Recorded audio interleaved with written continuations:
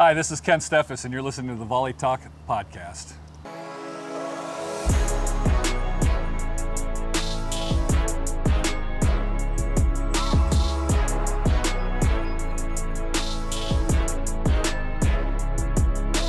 Hello everyone, and welcome back or welcome to another episode of the Volley Talk podcast.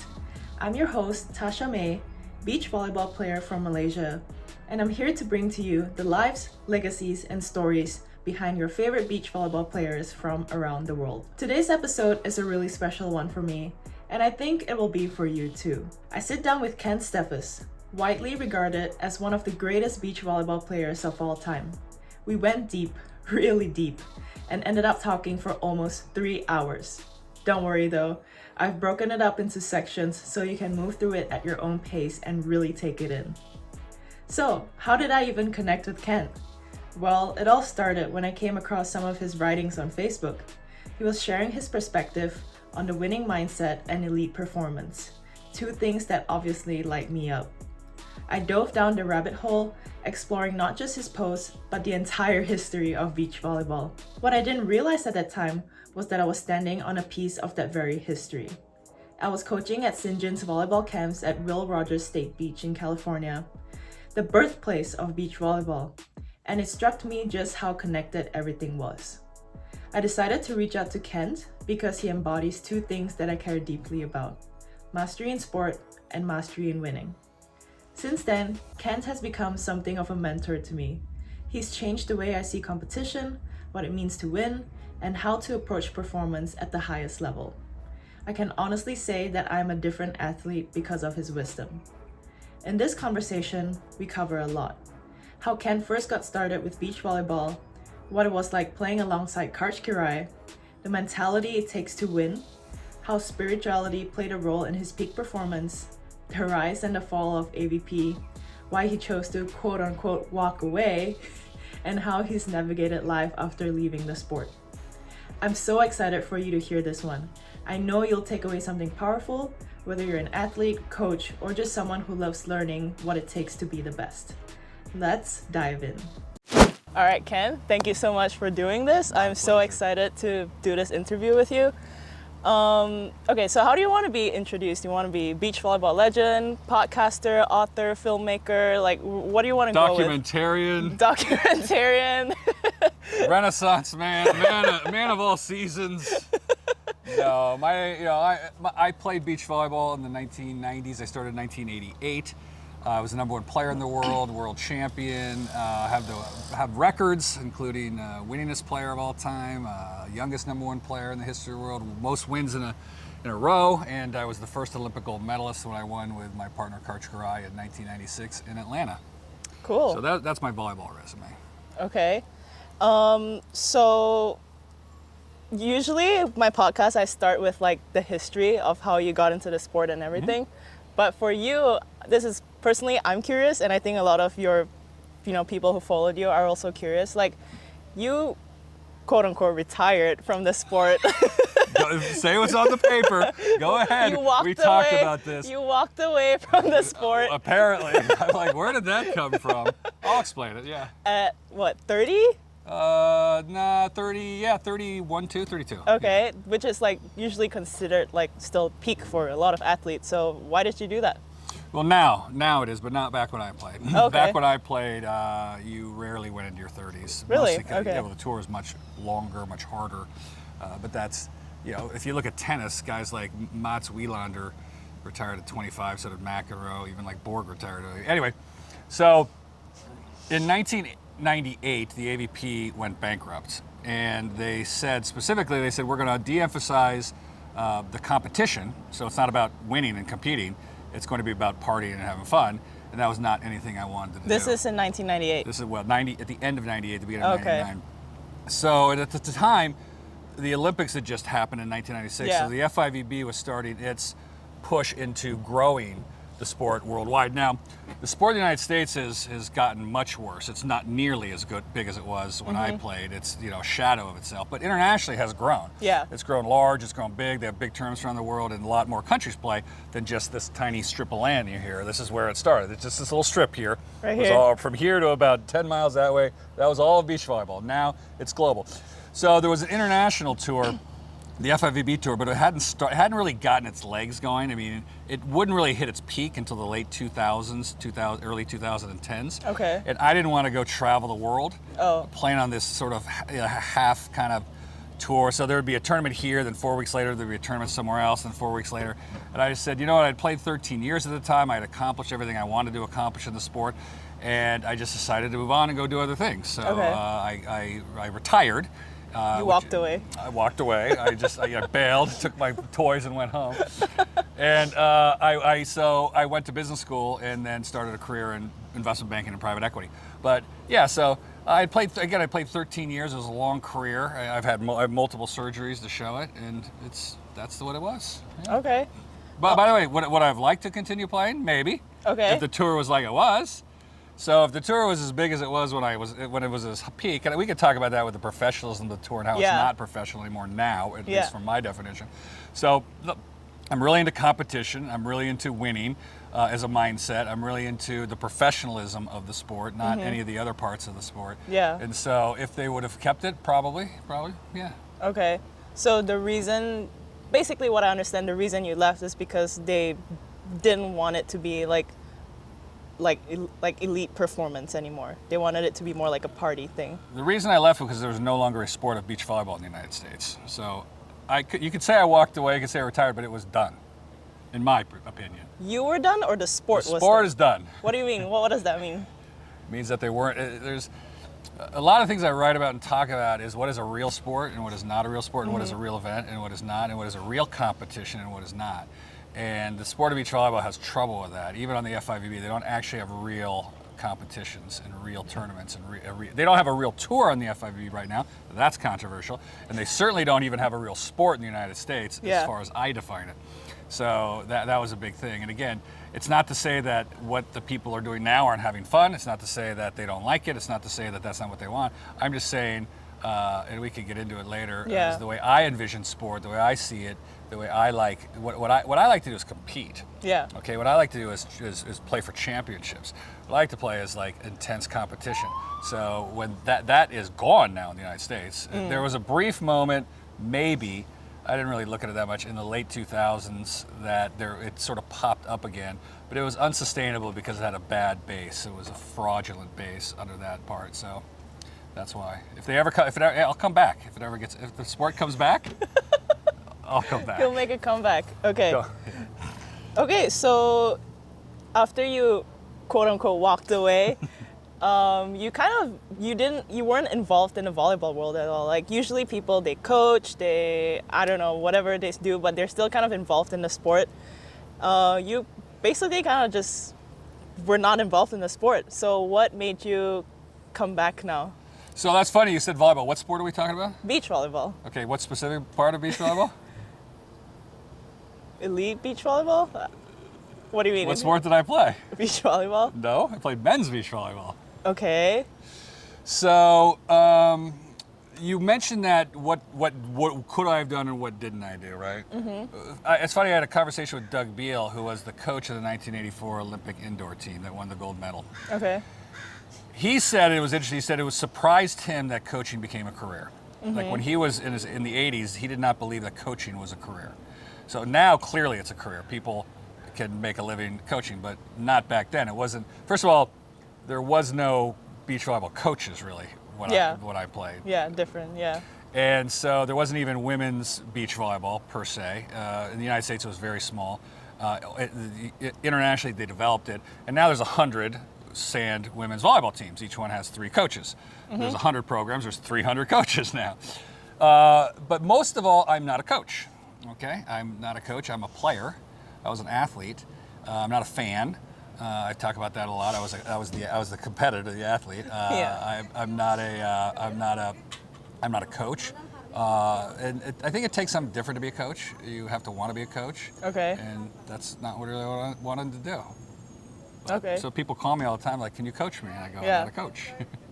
But like, I feel like the stuff that you write on Facebook now, you're almost being like a coach, kind of. Well, we could talk about that now or in the other section.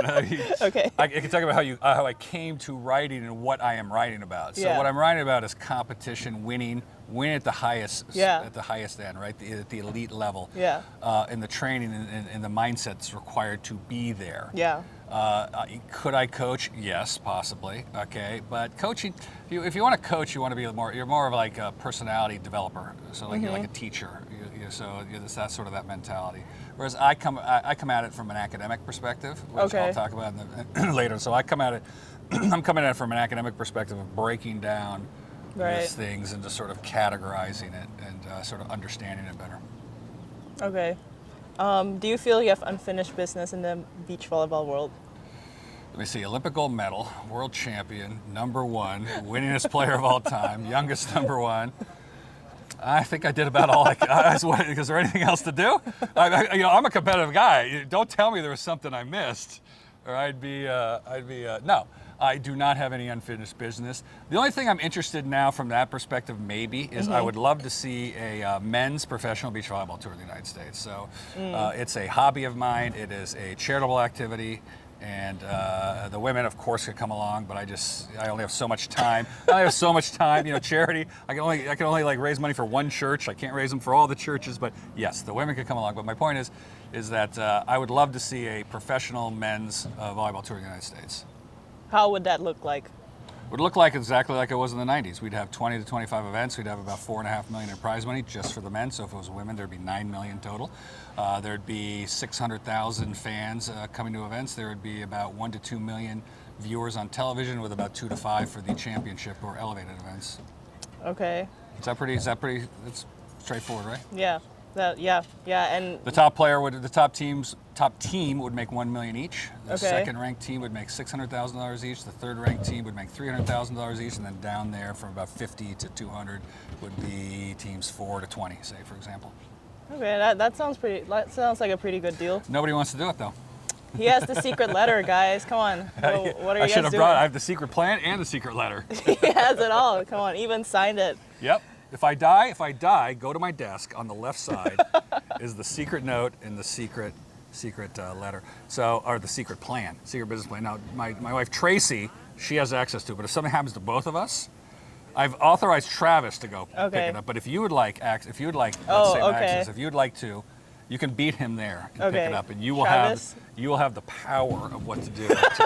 It's just a simple. It's like the scrolls, the sacred scrolls. Yeah, it's like in Kung Fu Panda.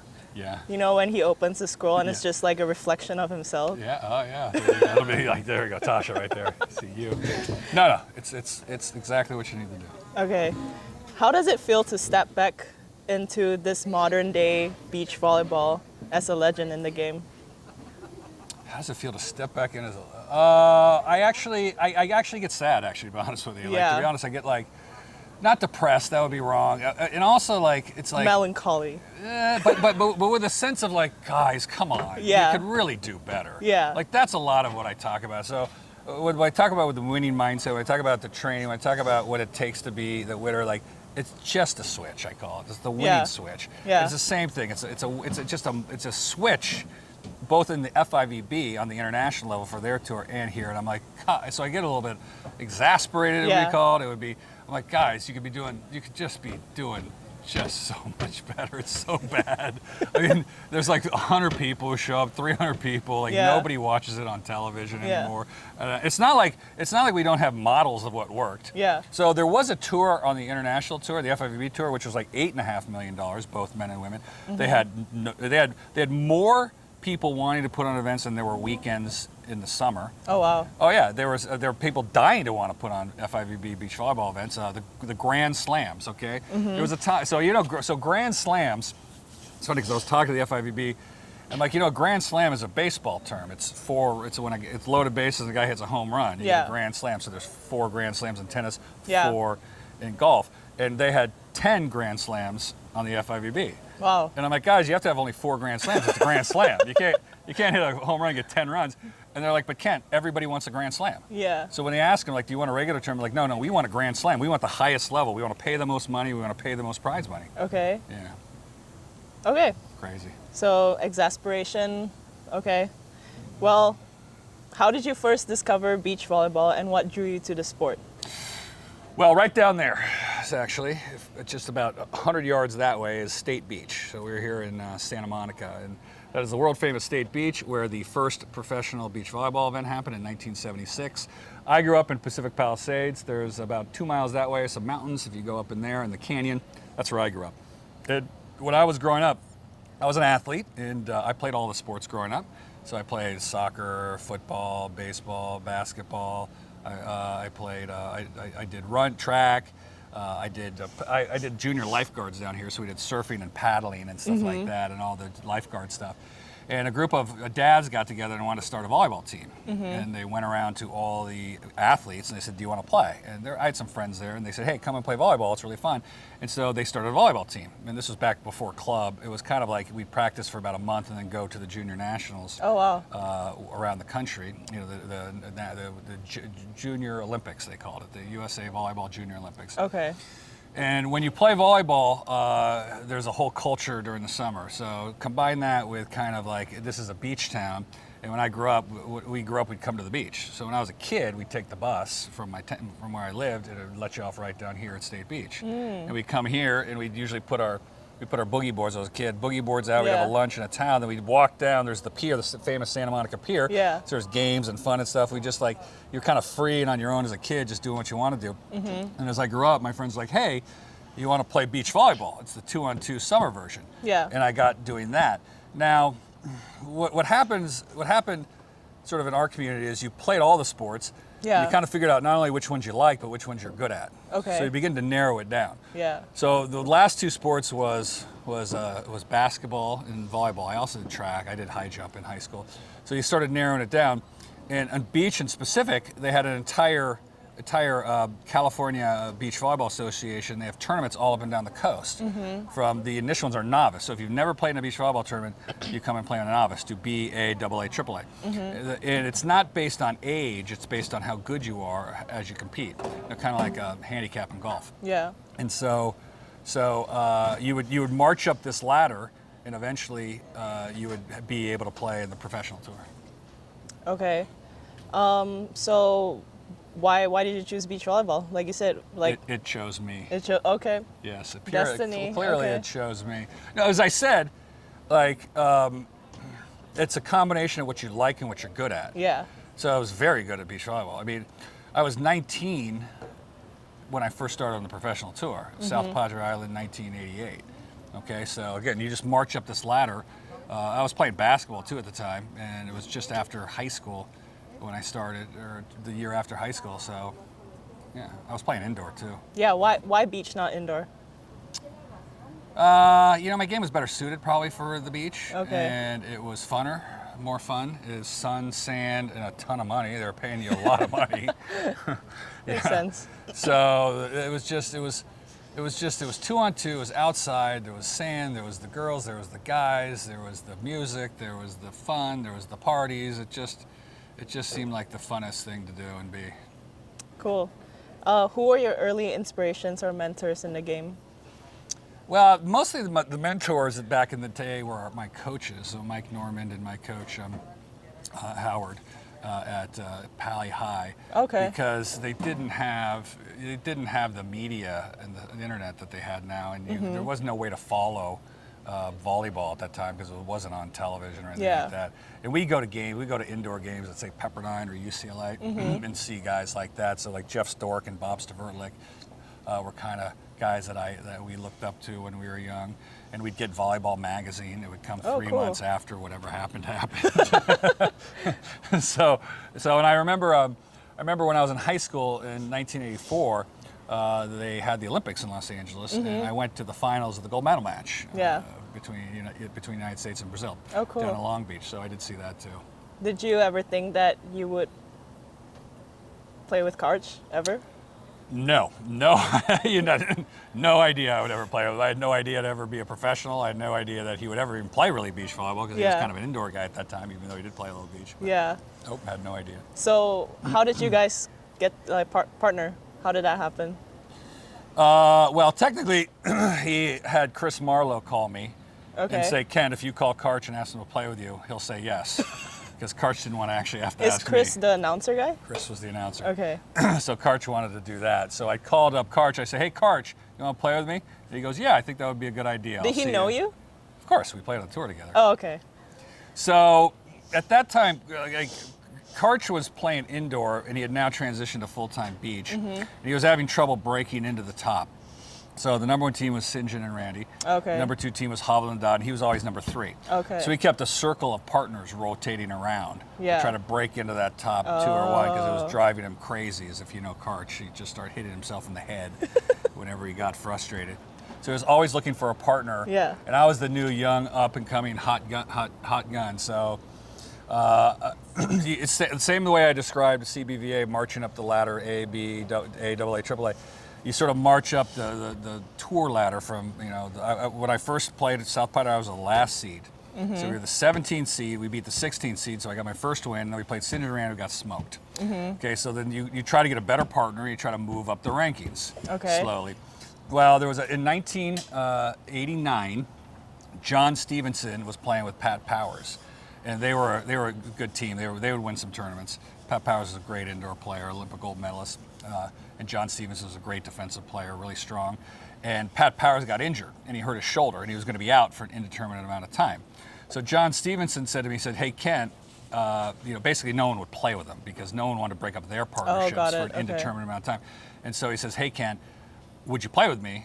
But here's the deal, I'm going to dump you the moment Pat Powers comes back. Yeah. And I said, hey, when you have an opportunity to play with a great guy like John Stevenson, one of the best players, you take it. Yeah. Like, I don't care if it's 1 week, 6 weeks, whatever, because you never know. Yeah. So we ended up playing, and then the second week we made it to the finals.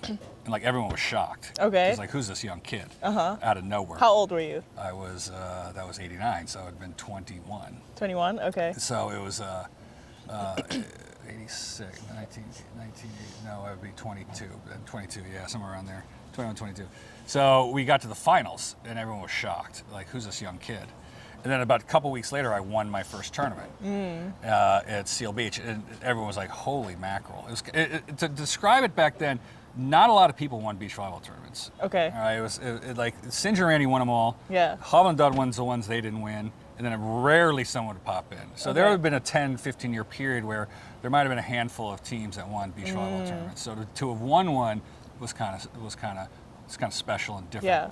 So that was the next year, 1990, that Karch sort of reached out and grabbed me up from obscurity to play with him. How was it like partnering Karch? It's very difficult to play with. That's one of his problems. That's why St. John had a lot of success with him. He's very difficult to play with because he's very, very challenging. He's one of the he's not that he pushes you because everybody pushes you, but he's constantly chirping in your ear all the time. Like he's going like if you make a mistake, he just starts screaming like I got it, I made a mistake. And our styles kind of clashed a little bit. So our styles kind of clashed because he is a non-mistake person. He's old school at the time. You never make a mistake. Okay. Where I was the game was transitioning somewhat. So I was like a go for it guy. So I thought if you have to go for it in order to score points to win, and if you go for it, your error rate's going to increase. So I was more comfortable. So I might miss more serves but get more aces. So on balance, like they know that now with basketball. With basketball. We could talk about this with the winning mindset, where you think people are good, but they're not. So this one basketball player, Brunson, he scores 40 points a game. He's like, what a great guy, he scores 40 points. But he's negative 25 because he doesn't play defense. So he loafs it on defense in order to save energy for offense, but his team suffers.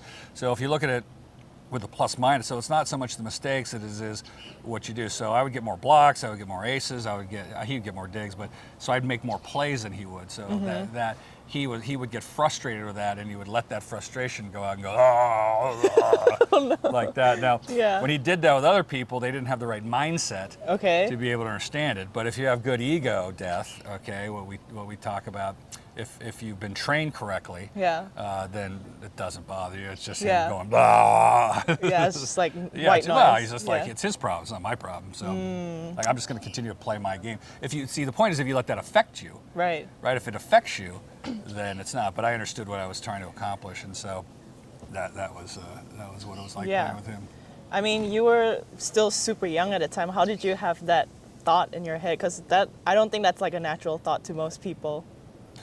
Well, I realized that later on, and when you tell me now. But it's not. It is a very natural thought for winners and champions. Okay, so winners and champions think differently. All right, we'll talk about this in the winning section, but winners are different than those that don't win. Okay, they train differently, they think about the competition differently, and they experience the competition differently. All right? So they do those things. So the fact that you tell me that I thought differently is what I've now discovered to be consistent with with champions and winners. Yeah. But let me tell you, he's phenomenal to play with because he's freaking good. Yeah. Like, he's amazing. Yeah. And here's what's crazy. What's crazy is there's Karch, there's like super Karch, and there's ultimate super Karch, where he just elevates to these levels, and he makes plays. You're like, that's not even super. That's not even human. It's not even superhuman. It's beyond. I mean, he'll just elevate. Sometimes just elevate and go like let's do that every time. Right? But he'll get these balls. He'll dig these balls, which you're like, how did you get that? He's in the perfect position. So you take the good with the. So he's, everyone's a complete person. So I want to reiterate, he was awesome to play with because he was so damn good. Yeah. Like there's, like the two best players I ever played against, because I played mostly with Karch, were Sinjin and Emmanuel Orrego. Like those guys were phenomenal. But and then so when you talk about the Mount Rushmores, the GOATs, like all these people in there, you see what these people do when you're standing, 5 feet. To the right of the guy. It's incredible. It's incredible. When you first partnered with him, were you ever intimidated? No, hell no. No, not even in the beginning. You're straight into it. What would you be intimidated about? See, listen to you. See, this is what we talk about. No, I know. What would be intimidating? Why wouldn't you be excited? Yeah. Why would it be the most exciting thing to have the greatest, player come and ask you to play? Isn't that awesome? Isn't that fun? Yeah. I was like, God damn! Everyone, my friends were like, Hugh, I can't believe it. I'm like, you're damn right. I want to. And also, this was my time. Like, you got to remember what I taught you about John Stevenson. You got to seize the moment. Yeah. If the number one guy, I guess St. John ran with the number one team, but if one of the top players wants you to play with him, you got to grab that and you got to take it and you got to perform. Like, that's when you want to shine. That's like, why else are you competing if you're not excited to play with a great partner? Like, see, I don't understand your thinking. No.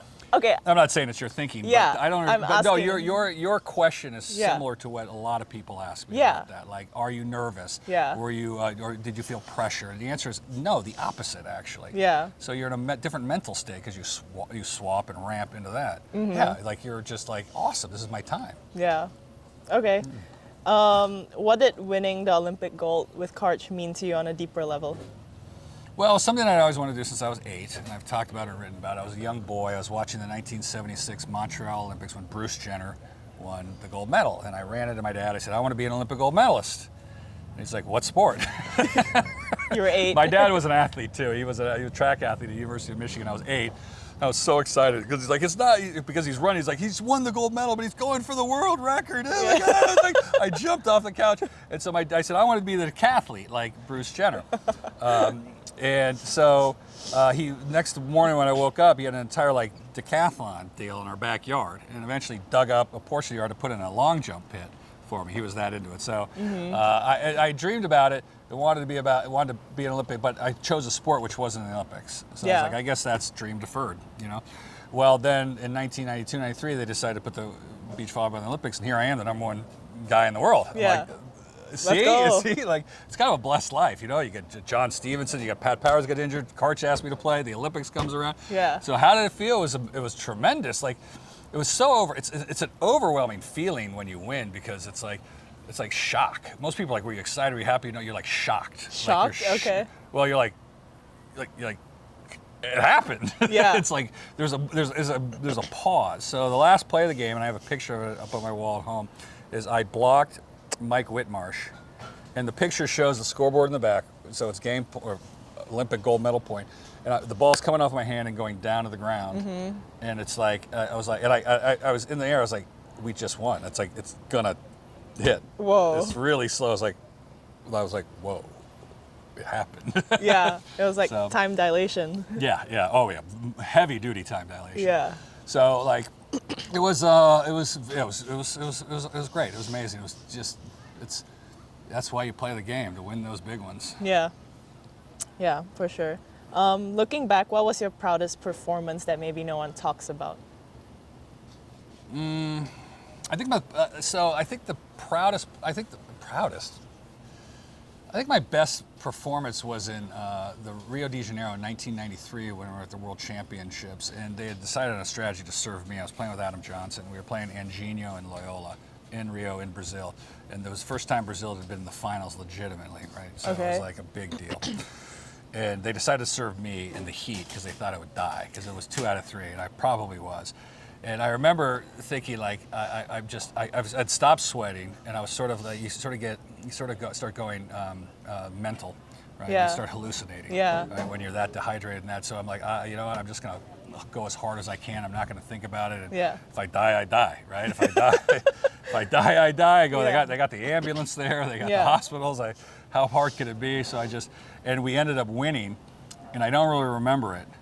But I remember all the training, all the mental work, all the stuff that I'd done led up to that point where I just turned everything off and just went as hard as I can and didn't really think about the consequences. So that would probably be it. I mean, there's a lot of wins, 110. You know, the Olympics, the quarterfinal in the Olympics was good. Yeah. I'll tell you another one. Another moment I'm proud of. Not many people know about this, but we were down 13-7 in one tournament, a random tournament you'd never heard about, nowhere. And I didn't know about this, but our people we were playing it against told me later. They said at 13-7, Karch and I sided out 37 straight times. Wow. Without giving up a point.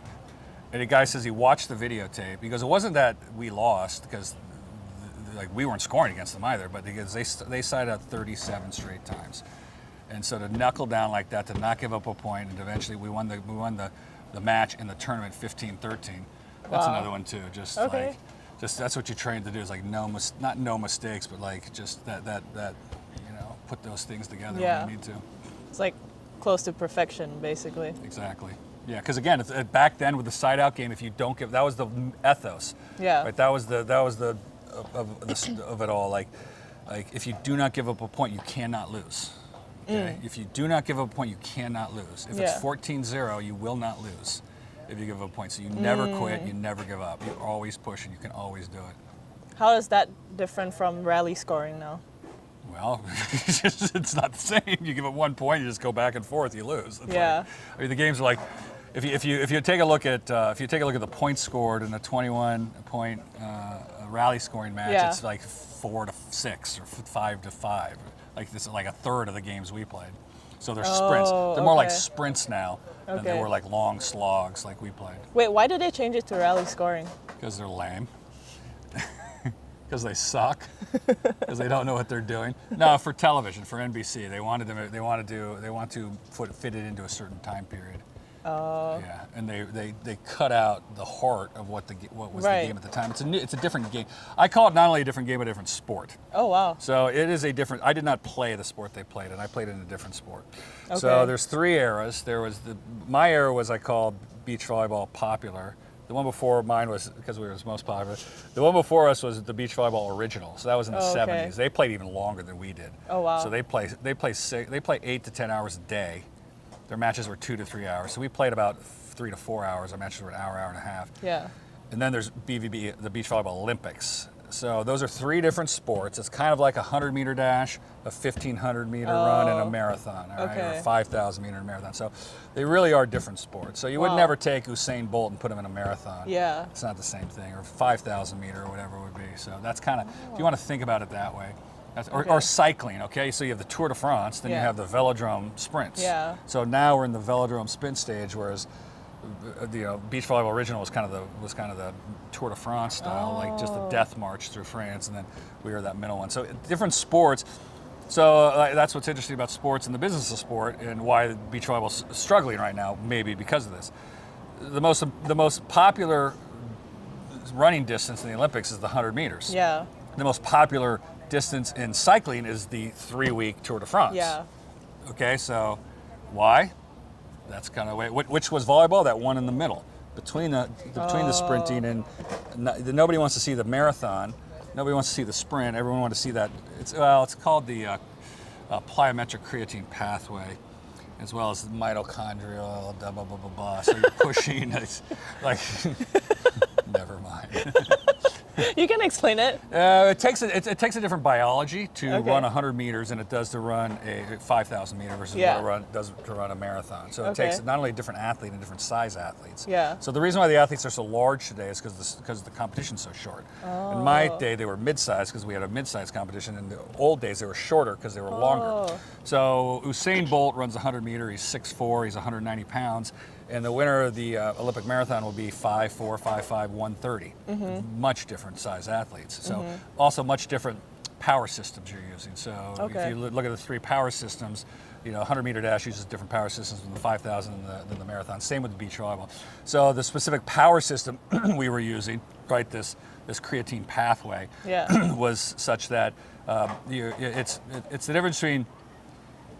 So if you're going to run, there's a difference between running 5,000 meters and running 50 meters 100 times at full speed. Yeah. All right. So both are 5,000, but one is a continuous run, whereas one is a sprint.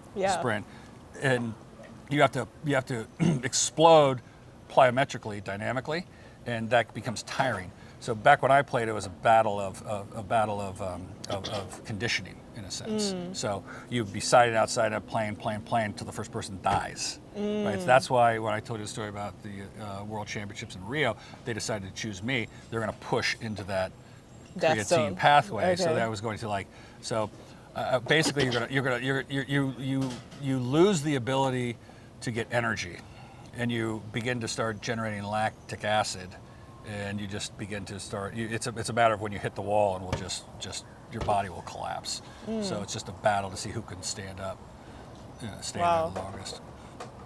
So now they're kind of. Is that interesting at all? I mean, yeah, no, I've never heard of that before. So that's really cool. So right now they're kind of making it into a 50-meter sprint, basically. Yeah.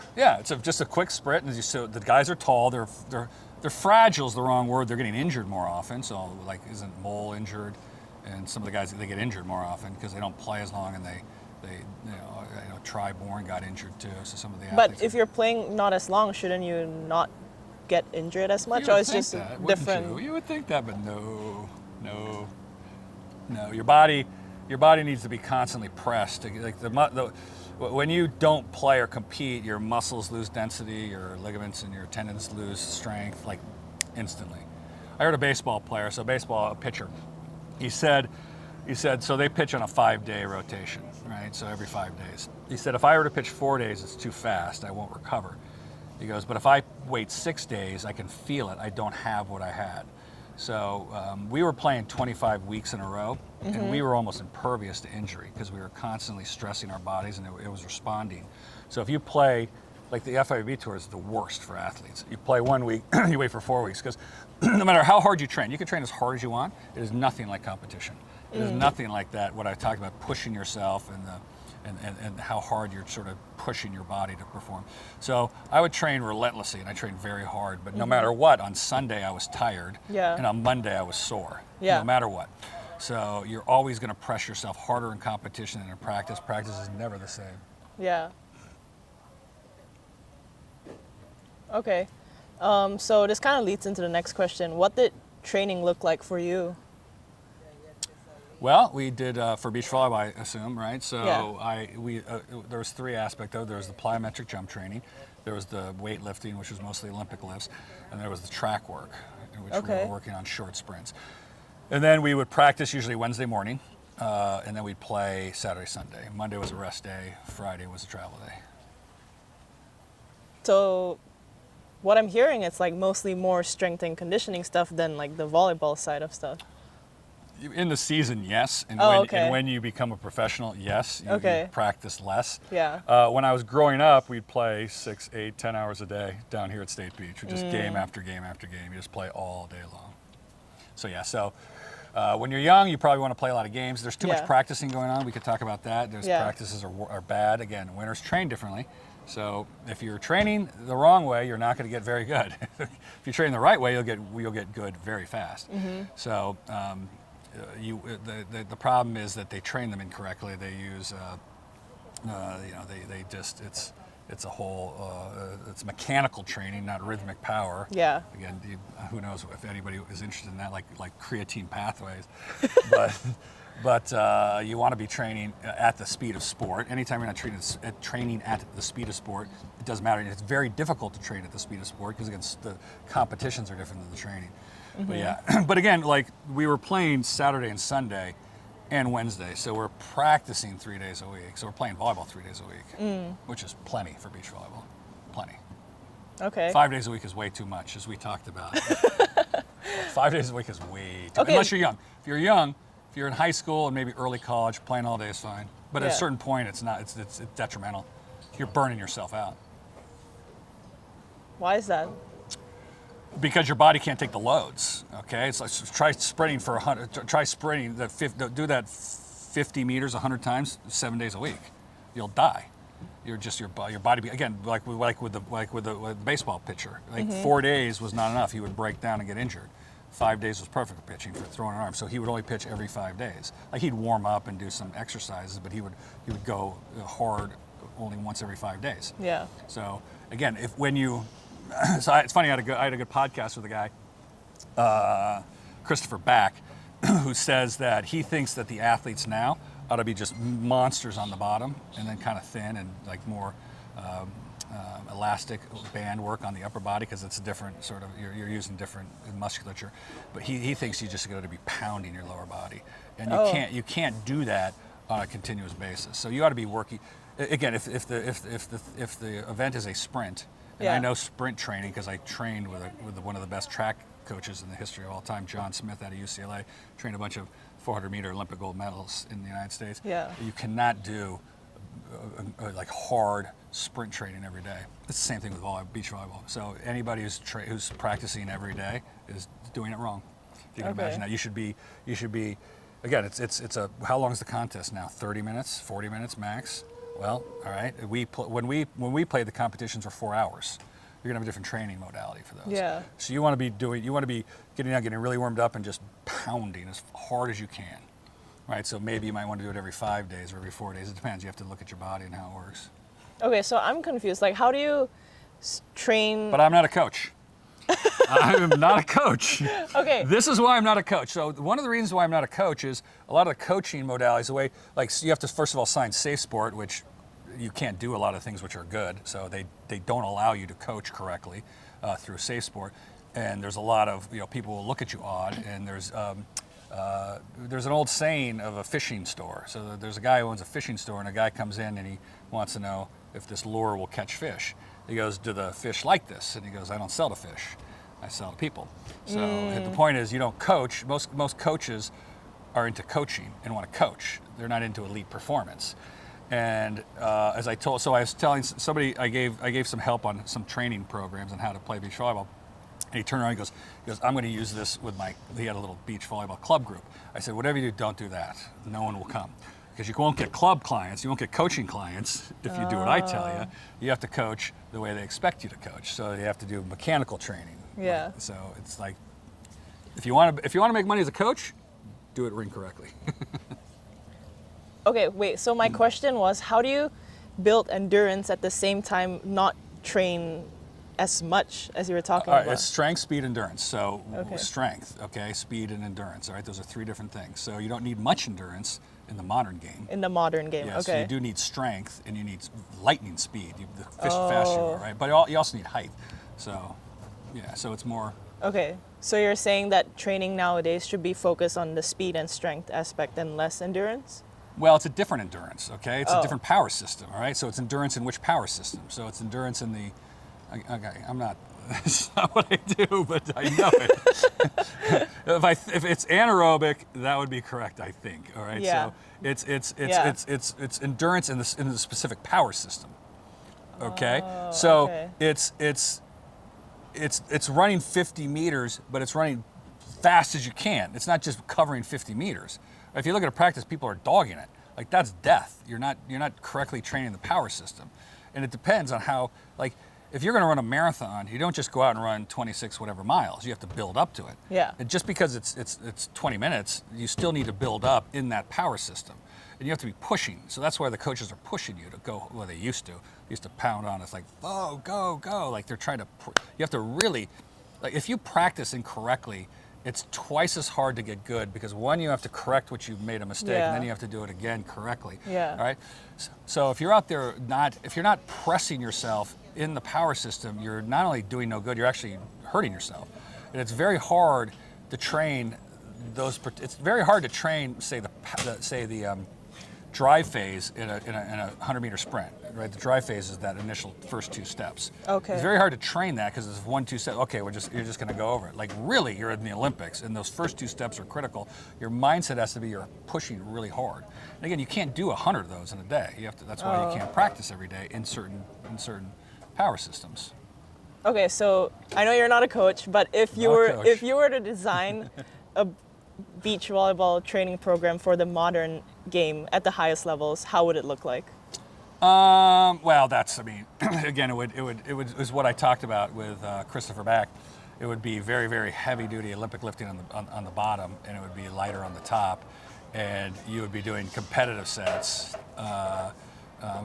Basically competitive sets in terms of, it would be short, fast practices. So you might want to, you'd want to, during your practice, you probably want a lot of rest periods in between. So you might practice for 10, 15 minutes and then rest for a half an hour, then 10, 15 minutes, then rest. Then, because you want to be like, ready, go. So get off the ready, you got 2 minutes to warm up, go. We're going to push you as hard as we can.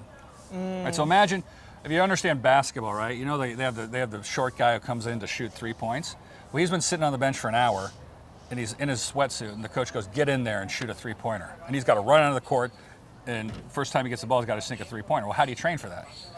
Well, Steve Kerr was one of the best coaches of all time, and Chip England, who was the shooting coach for Oklahoma City Thunder. This was the first year he just won the championship. Both Palisadians, Kerr and Chip England. Cool. He designed a regimen where he would sit him on a bench and he'd have him read the newspaper.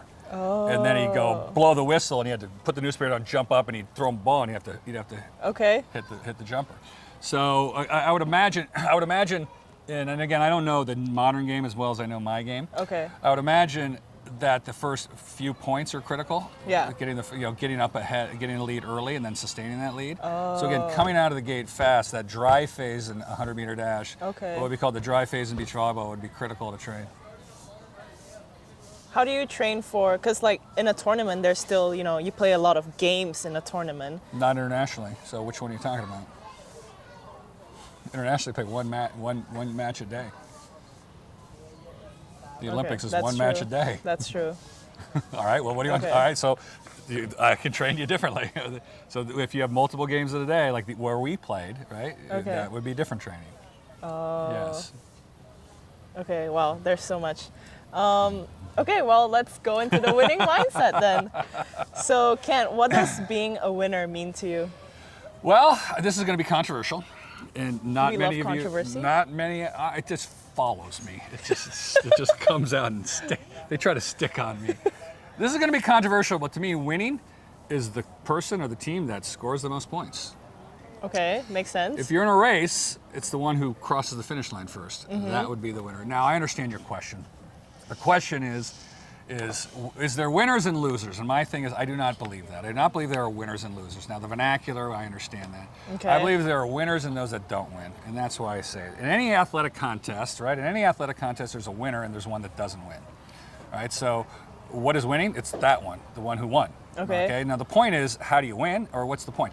But the point is that there is something about athletic contests and competition and winning which makes people forget the simple fact that what is winning? It's the one that scores the most. Yeah. Because there's a lot more tied up into it. So a lot of people say, well, sports shouldn't be about winning. Well, that's nonsense. The goal of sport is to win, period. All right? The goal of sport is to win, period. If you're in a soccer match, you want to score more than they do. All right? The point of the game is to do that. The problem is then this moral judgment comes all into it and confuses people into what's going on. The reason why you want to score more than your other team is the point. So how do you score? Right? How do you defend from the score? And from there, it leads to how do you train? It's morally neutral. The problem is that people are like, well, sports should be about fun. It should be about exercise. It should be about health and fitness. It should be about socialization. And I agree with all of that, okay? You can agree with that while understanding there's a higher truth to the whole situation. So I agree, especially in youth. There's no reason why youth shouldn't be all about fun. Right? Okay. If you're a kid, all youth sports should be 100% fun, except for the small group of people who want to train to be elite or professional athletes, which not everybody does. So what I talk about is winning at the highest level, at the elite level, in children or their parents that want their children to be Olympic champion or professional athletes. That's a small group of people. But for everybody else, have a blast. Just go out there, have fun, learn, be healthy, be exercise. That's so. So now you understand where I'm coming from when I talk about it. When I first started writing about it, it happened in COVID. Like you said, you started with your podcast. I started writing and thinking about this when I was during COVID. And I thought, well, I want to write about the difference between the one that won and the one that didn't win. The ones that didn't win. That's it. Yeah. And I started investigating that from an academic perspective, as I talked about. I looked at it from an academic perspective because I was interested in it, and it's a hobby of mine. Yeah. And I thought there was absolutely nobody who's going to be interested in this stuff. I thought the amount of people that are going to be interested in this is nobody. Why? Why did you think that? Because I thought, like, it's so obscure. It's not about winning. Well, it should be about other stuff, like this whole moral thing. What about the kid? Like, I get it with the youth. Like, so when I first started publishing some of this stuff, I got all this pushback. Oh, really? Oh, yeah. They're like, well, what about the athlete who goes for it and ends up a drunk in a bar? I'm like, yeah, tough for him. That's what happens when you're dealing with elite athletes. Yeah. And again, you just, by the nature of your question, why would anybody have to ask what winning is? It's the person who, well, does that make the people who do not win something worse? No, it just makes them the ones that didn't win. Yeah. Right? And why didn't they win? And what you find is that the winners are different. They do things differently.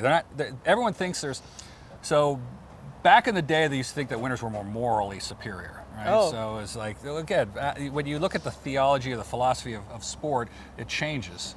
That's why, they believed amateurs were better than professionals because the spirit of sport was better. There's all this so crazy religion around sports. Yeah. Right. So they thought now they think you're genetically superior. Well, he just got something we don't have. Michael Jordan has just got some genetics that are different. So they don't actually look to see what these athletes have done and how they do things differently. Yeah. And you see it in coaching too. All right. So the pushback was along the lines of all the bad stuff that happens because of professional sports and competition. Bad stuff? Bad stuff. What do you mean by bad stuff? Oh, guys are crashing their cars, they're shooting people. When you get into elite athletes and elite athletic performance, you get people who are on far edges of some of the spectrum of humanity. Oh. Okay. You get a lot. All right. So, baseball players are stick and ball sports. Okay. There's the hand-eye coordination resides in the cerebellum, and that's where antisocial behavior is and where anxiety is. So baseball players tend to be incredibly antisocial with high anxiety. That's why they go and take their baseball bat and bash the water cooler, which is weird. So you find a lot of antisocial behavior in baseball players. So when I've worked with some baseball players, and they're like, well, they tell me I'm not good in the locker room. They tell me I'm not good in the offices, in the team offices. I go, that's really good. You need to be more antisocial. Yeah. Go kick over more stuff and be more of a. I mean, it sounds funny. You laugh about it, but again, you're pushing into so nobody does not. We all understand sort of the downsides of sport, injury, burnout, all sorts of stuff, this illegal activity that goes on. But again, that I am interested in. That's what I'm interested in. Yeah. Now, when you look at it that way, it looks really fascinating to me. Even more fascinating. So that was a little bit of pushback I got in the beginning. It's not all about winning. I'm like, that's the point. That's the only point. Oh, what about all this? That's true. So. Okay, so I think one of my favorite quotes of you is winners think differently, they train differently, and they experience the game differently. Yes, they certainly do. So what separates those people from, other athletes? The winning switch. You decide to flip a switch inside of you and to do the things which will make you a winner. And most people do not want to do that for various reasons. All right? Who wants to be antisocial? All right, if given the choice, sports challenges us in various ways. Okay, it challenges us physically, mentally, and emotionally, spiritually. Yeah. Right, and it's that decision you have to make that sort of always violates your fundamental beliefs. That's the point. It's that hurdle to get over. All right, and it's the choice that you make. So I say winning is a choice. So first, I call it the art and science of winning. It's my look into sort of the art and science, the science of winning and how to win an athletic contest. Again, this has no application anywhere else, right? So this has nothing to do in business or in relationships, or this is just an athletic contest. It has no other, I don't claim to tell you this is how to win your relationship. Don't know, right? Okay. So that's funny because, and then I'm sorry, I forgot one part of the previous question was, another pushback I get is when I say, if you do not win, you're not any good, everyone goes ballistic. Like, what about Ted Williams? What about Ty Cobb? Yeah, they didn't win. They're not good. But they're also highly antisocial. Now, what's the problem with antisocial behavior on a team? All right, it could cause problems in a team. The team won't win. Well, but they were the best. Well, if your team doesn't win, so you're a good teammate. Anyway, that was another issue I got into. Okay. So when you look at, Dan Marino, another guy was Dan Marino, the football player. He had the most passing yards of any quarterback. I go, yeah, he didn't win the Super Bowl. As a matter of fact, the time that Tom Brady threw for the most Super Bowl yards, was in 10 Super Bowls, won 7. The one he threw the most, he lost to the Philadelphia Eagles. So clearly, throwing the ball doesn't lead to winning. Yeah. But yeah, so when I started investigating winning, I'll put it that way, and I started looking academically at winning, because hey, you go out and win, right? What did you do, Kent?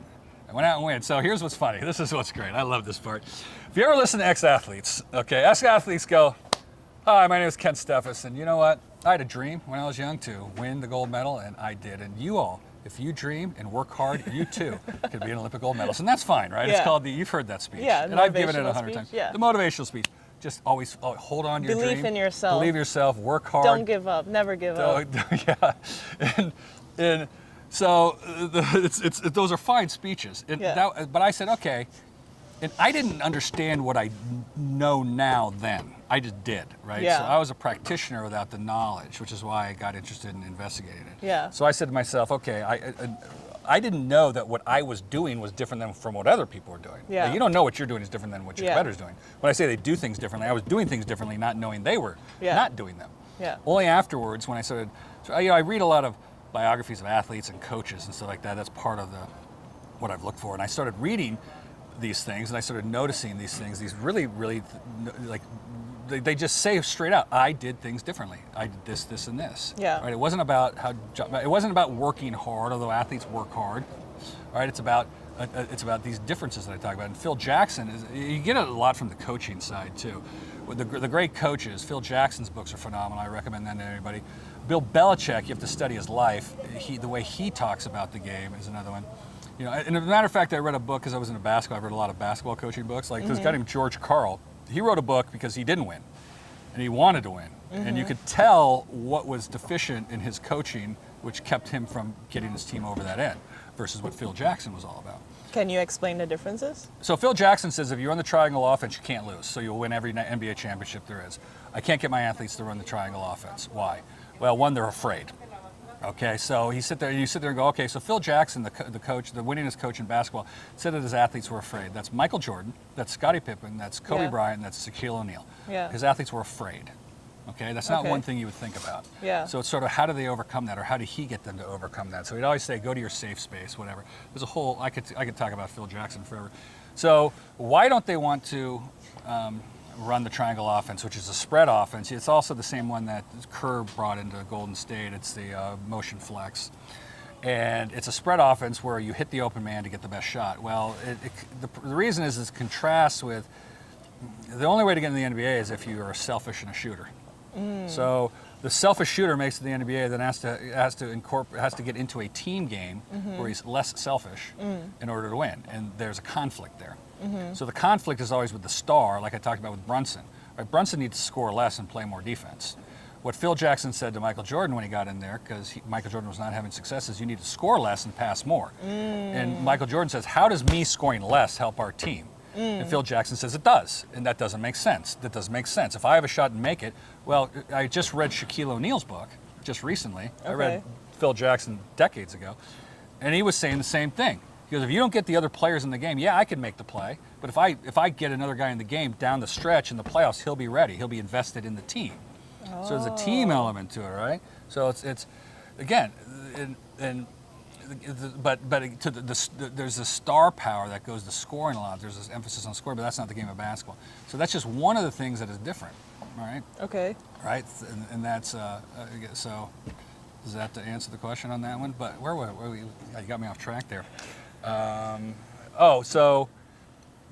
So I started looking at this stuff and saying, I finally said, all right, I see now that there's something going on, which I find really interesting. So I dove into it really hard. Yeah. I started reading a lot of books. And back to the example of if you work hard, keep your beliefs, you can do it, everybody. And it's true. It is true. How many commercials did you shoot like that? Inspirational. So the funniest thing was, if anyone, Evander Holyfield, right? The boxer, the world champ, he beat Mike Tyson, he beat Trevor Burbank, he just was the holy warrior, they called him. And he had this greatest speech ever. I had a dream and you have a dream and work on you.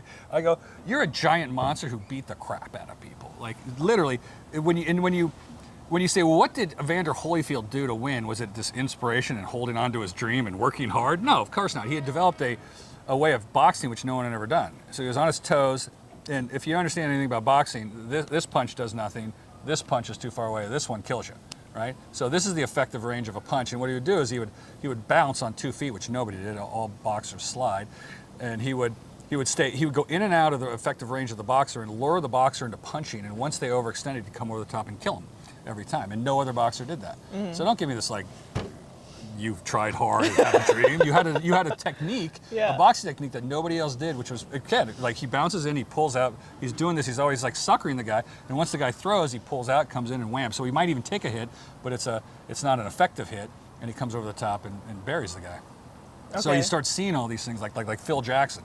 A triangle. So because people have tried the triangle offense and have failed, because it's not the triangle offense that's the problem, it's getting the athletes to do it. Belief in the triangle offense. Yes, okay. yes. As Kobe Bryant says, I effing hate the triangle offense. He refused. He would break out because he wanted to go one-on-one. Oh. He wanted to go ISO. So it's the ISO versus the team. Okay. That was the problem with Kevin Durant on the Golden State. I can give you hundreds of examples, but it just comes up so much time and time again. But just trust me, they do things differently. All right, so if you believe the game of basketball is ISO, it's not. It's, right? It's Phil Jackson and Steve Kerr are right in how they operate. Yeah. And again, it's not as simple as just so if you just put the triangle offense into your NBA basketball team, it's not going to work unless you have the coach. That's the difference between coaching and what I do. It's that coach that can motivate those athletes to get them to do what they don't want to do or what they haven't been doing their whole life or what they've trained to do their whole life. Yeah. How did those coaches get their star players to buy into the triangle offense? That's the difficult part, right? Okay. So you'd have to talk to them about that. He has a lot of psychological and sort of, it's what we talked about before. So Kobe Bryant's his biggest example, and he talked to a psychologist about Kobe Bryant and how to work with him. So how do I work with this person and his personality? And the psychologist came back, and I don't believe in this. I think these names are not right, and so I do not agree with this. But the guy's like, well, he's a classic narcissist. I do not. I think that's BS. This narcissist thing. And by the way, narcissism is good in certain areas, like basketball. But he goes, and so the psychologist said, well, this is how we treat a narcissist. And he goes, well, I don't want to treat him. I want to work with him. Right. I want to get him to again, this is back to what I say. Is this a good thing in life or not a good thing in life? Yeah. So we have what's called a, whatever cluster, whatever personality. Yeah. We don't cure them. We actually learn how to work with them and help them advance it. Like I said, you want the antisocial baseball player to be more antisocial, but you don't want don't go kicking over, chairs in the office. Just be antisocial somewhere else. Yeah. Like express it. It's how you express it. Yeah. What's coming out. Like that's the point. So you want to direct it, right? So there's the basement and the balcony of anything, right? So the balcony would be how the negative behaviors and the effects on other people. The balcony is where you're actually using these to your advantage, because the only way you can compete in some of these environments, like the NBA or the NFL, is if you're out there on this extreme part of the human spectrum. Okay. Hold on, let me check the back. Okay, I think I'm good. Okay, 2 questions. First of all, do you think you're antisocial? And second, what did you do differently? No, I'm not antisocial because beach volleyball is not an antisocial sport. So, Okay. Well, first of all, I know you don't believe me. See, one of the things with Tasha is she doesn't actually believe me. Well, right? no. Everyone. You're out there going like, I don't really understand this guy, what he's talking about. I get that. Okay, I get that. Well, let me tell you what Ken Steffes did that was different in beach volleyball. I practiced. Did you know that? I was the first beach volleyball player in the history of the sport to practice. Now, you sit there and go like, what do you mean, Ken? Now you're telling me, Ken, I'm practicing too much, okay? They did not practice beach volleyball when I started playing. They just went down and played games. And that's actually better. It is better to play games than to practice, especially with bad coaches and bad practices, right? It's the mechanical training versus the rhythmic power. So, and it's the speed of sport. So what even in basketball, like Allen Iverson was the famous, but a lot of the basketball players in the 80s, 90s grew up in the streets of New York and Chicago and Los Angeles, so they played street ball. Okay. Right? They didn't go through the traditional practice because again, coaches will kill you. Yeah. Right? If you practice incorrectly, it not only doesn't help, it actually makes it worse because they screw up your mind. Mechanical training always messes with your mind. So I practiced, all right? So Karch and I would meet in the morning because when you did pickup games, you weren't sure the quality of what you get. And back then, anybody could take waiters. And so some schmuck would come down and be like, I got waiters. I'm like, we're not playing you. So, we needed more efficient practice, okay? So we started practicing. Now, if you were to ask another player, who I won't mention, who rhymes with engine, he would say, no, you don't want to practice, you just want to play games, play games. So he had a different philosophy. I did something called, have you ever heard of lifting and jump training? I was the first beach volleyball player to do lifting and jump training. Von Hagen did a little bit of that too. I've lifted. John Wooden in the 70s, they thought lifting was bad because it shortened your muscles. They thought it didn't help you. They were against weightlifting. Now they're for weightlifting, then they were Olympic lifting. And I did plyometric exercises, which nobody had done. It was developed by the East Germans and the Soviets. So back in the day, all you youngins, there was the communists, and they really put a lot of money into Olympic sports. Okay. And they had dedicated universities whose sole job was to study sports. So like we might have an engineering university, they had sports. So there's one in Germany, Leipzig. There's a famous university in Germany, East Germany, that did nothing but study athletes and elite performance. And they came up with a lot of the Olympic lifts and the plyometric lifts. And that was slowly getting developed into the United States. They were coming to the United States. Doug Beal brought a lot of that into the 1984 team, which is why they won the Olympic gold medal in 1984. So some of this was coming in at the time, but yeah, that was what I did differently. I trained. You trained? I practiced. So I practiced, I lifted, I did sprint training with my dad took me to the coach, so nobody else did that. And they said, Ken, you won. There must be something different about you. There was, yeah. I also didn't drink, and I didn't do drugs. Back in the day, there was a masculinity to sports. That if you didn't go hard, if you weren't a hard person, you weren't an athlete, you had to drink hard and play hard. That was sort of something that you look at you're like... No, I believe you. Oh yeah. They used to like have drink-off parties and say like, you weren't a real man. You weren't a real man. And you should see what they'd done to women back then. Woof, what they would do to women. They would grind them down, make them practice 12 hours, wouldn't let them date, wouldn't let them have social lives. Things change. All right. Okay, so now I want to go into more about like the spiritual side of things because I think this is so interesting. So, fun fact, like when I started talking to you, like you actually kind of opened my eyes to the connection between like elite performance and spirituality, because I didn't even know that, believing in a higher power, that kind of stuff could help you elevate your performance. Of course. So how did you use spirituality in your career? Or like how did you realize that this helped you? So the three parts of the human person are mind, body, and spirit. Yeah. Or physical, mental, emotional. So it's the emotional, spiritual. And what is the spiritual? It's that animating spirit.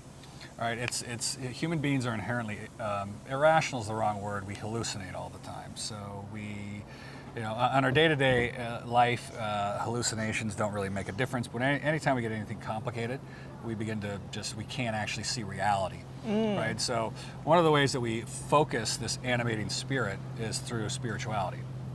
Right, that's how it expresses itself, right? It's within us as human beings as social animals, right? And you can call it by many other things, and it's all has the same sort of underlying current, at least when you see it from this perspective. And now we're talking about elite performance, right? It's what is it about this game, okay, this sport that drives you to give it all? Yeah. Okay, so they did a test with Olympic athletes, and they said you said, well, we'll give you this pill, it'll guarantee you'll win a gold medal, but you'll be dead at 30, and 95% of them took it. Yeah. Right. That's sort of like along this lines of like, what is life? What's it about? What's its purpose? All right? Yeah. So you don't have to believe in God or any of the gods. Yeah. You can certainly. But to understand the point, this Yeah. point, okay? If football players, especially Southern football players, are heavy-duty Christians, evangelical Christians, you can see how, when operating in a highly violent environment, believing in a higher power, that it's not you, it's them, that that you're in their hands and it's God's will help you to operate in this heavy-duty violent environment. Yeah. Right? So well, how did you, I like to thank God. Well, what did God have to do with it? Well, he kept me from freaking out while this 300-pound lineman was trying to kill me, right? So you were able to stand, and if you get hurt, well, I guess it was God's will, right? He didn't want me to play. So that frees you from certain things in life, all right? So like the main Christian theology is faith, hope, and love, right? If you have faith, then there's hope, like hope in an afterlife. Therefore, you can forget about everything and just love, right? It allows you to love everybody because you know in the end you'll go to heaven, right? So it's a mental transformation that occurs through spirituality. In that sense, in Christian theology, love.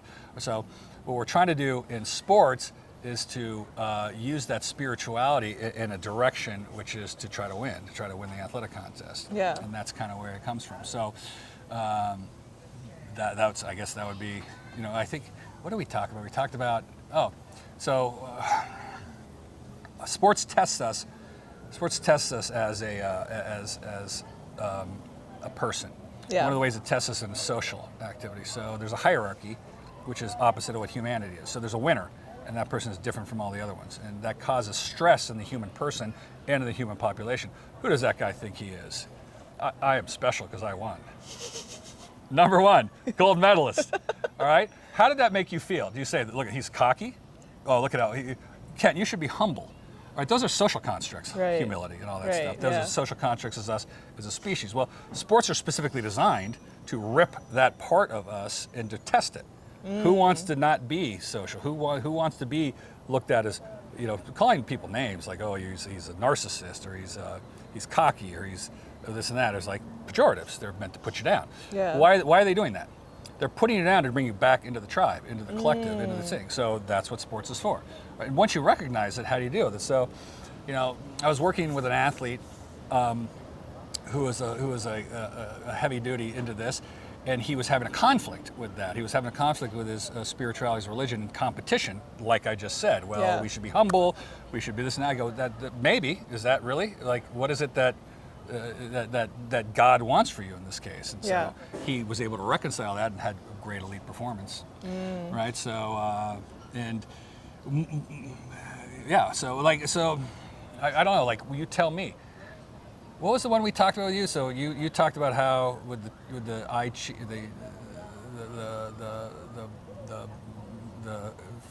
rice that gets bent in the. Oh yeah, okay. So it's cultural too. Yeah, in Asian culture, it's very big on like humility, staying humble, and like, okay, this is gonna sound bad, but like Asian people, like we always say like, oh, Americans are like very arrogant. At least that's what I grew up with. So like, it's taught to like, we were taught to like not show off, not, boast about your accomplishments, like keep it on the low. So yeah, like coming here and being in elite sports and hearing what you said, I had to rewire my brain to think differently to perform at a higher level. Yeah, well, once you understand it's a social construct, but even then you could adjust your spirituality, and all spiritualities have an open path to whatever you want to do in a sense. Like, so a lot of what you talked about with arrogance is the Protestant work ethic, right? Like in America, the Protestants, sort of colonized here and set up their system of individuality, and the harder you work, the glory to God, right? Yeah.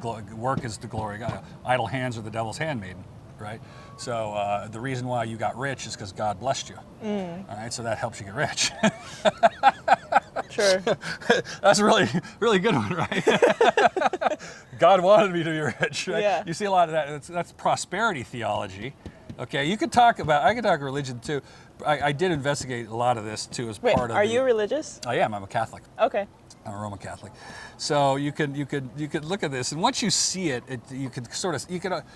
my daughter now goes to Notre Dame, and she's in theology, and if again, you don't have to agree with it, but if you want to understand this, you can understand the point. Like, yeah. If you take Jesus' teaching, if you strip out the theological from like the practical, his philosophy of living, yeah. all right, it's a transformation in how you live, right? So give it all away and follow me. In other words, stop thinking about, the material things. Yeah.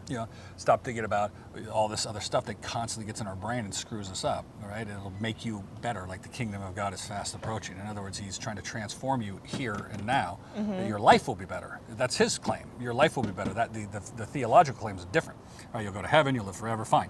But his theological claim is you'll have a better life on earth, in a sense. And so that is once you strip some of this stuff out, you begin to see this sort of what's happening is they're trying to, again, what is it? There's some great research. We don't want to get into this, but like human beings communicate in stories. Yeah. And they communicate knowledge through stories, which gets captured into things like the Bible or what's the Tai Chi or the Tao Te Ching, or like the Buddha, Quran, the Buddha, the Quran, or stuff like that. So there's these truths that get handed down that they're always allegorical, or not allegorical. It's mythopedic literature. Is the way it's written, right? So like, it's meant to. It has a purpose. Yeah. Right? They're trying to make a point.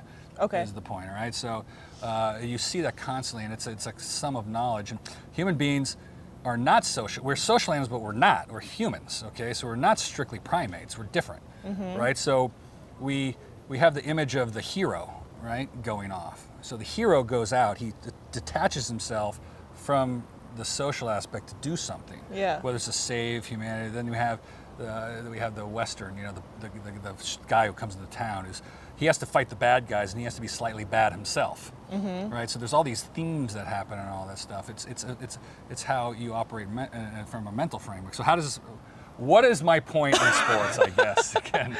How do we relate it back? When she sent me the questions, I go, this is going to be a long conversation. How does this relate to sport? The point is, we're back to the animating spirit. All right, a religion is an animating spirit, a drive, right, to do something you normally wouldn't do. Okay, so that's what religion does. Okay, religion gets you to spirituality, gets you to do what you don't want to do, because we're lazy ass human beings. We want to sit around and watch videos on our phone and eat bad food, pizza, and drink beer. All right, you got to do what you want to do, like to change your mindset. To stop. So the problem with human beings is our brain jumps from the past to the future. That's how we operate. We can't live in the present. Okay, so because it's not designed that way. It's designed to keep doing that, which is why we always worry about the future anxiety and think about the past, get depressed. And so in order to be in sport, the only way you can win, again, our goal is to win. All right, the only way you can win is to be in the moment. How do you know what to do if you're not there, seeing what's happening? There's a lot of things going on with time that the brain misinterprets. And so if you can sort of put away the present or the future and put away the past, then you can operate in the present. That's what everyone's always taught. Like some of the spirituality, like the yogic traditions and the Zen traditions, are about meditating, about being in the moment. All right, it's the same thing. Well, all right. So same thing in the other religions. If heaven awaits you in the future, you don't have to worry about the now. And if something happens in the past, that helps you. Remember The Alchemist? The book The Alchemist? So in The Alchemist, the soldier says it's Allah. It's in Allah's hand. That way I'm in the present because Allah's taking care of everything else. That way I know where to chop a guy's head off. That's kind of... That's what he said in The Alchemist. Like, you have to know where to strike. When I read that, I was like, that's exactly what I'm talking about. Yeah, see, you're like, The context is a little not good right now. Look, like these things, these things get out of control, all right? But the point is, sports is that's a good example. Sports harnesses these things in a correct dimension, right? Right. Proper religion harnesses them in the proper direction. This human animating force can get out of line. That's the point. The human animating force can get out of line, and the disasters occur because everyone says, my guy did this, no, my guy did that. Yeah. And we've seen it throughout time because this force is powerful. is the point. The spiritual animating force is powerful, and if you can harness it in the right direction, it can help you win an athletic contest, which you were talking about before.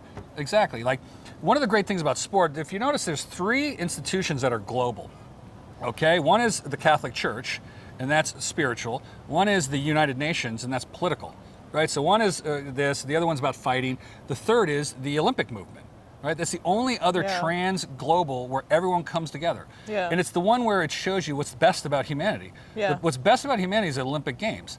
Because no matter what's happening in the world, this war, that war, we're fighting, whatever's happening in the world, all peoples, all races, all sexes, all things come together to play sports, and you see the greatness of humanity. Yeah. And we're all the same at the Olympics. Yeah. Okay? Versus the United Nations, where they're all yell. That's the politics, where we all got to argue about stuff. Yeah. And then religion, where we got to fight everything, right? Yeah. Whatever it is, my point. The point is, that's what's great about sports, and that's what I like, and that's what I write about. That's why if we can get these people, like I talked about with the antisocial baseball player, if we can get that directed to hitting balls out of the baseball park rather than kicking over chairs in the dugout, we've accomplished something. Yeah. So basically, just channeling it in the right way. Exactly. Cool. Yeah. Okay. Okay. Now you want to talk about your favorite subject, the AVP? Sure. Okay. So what made the AVP's golden era so special?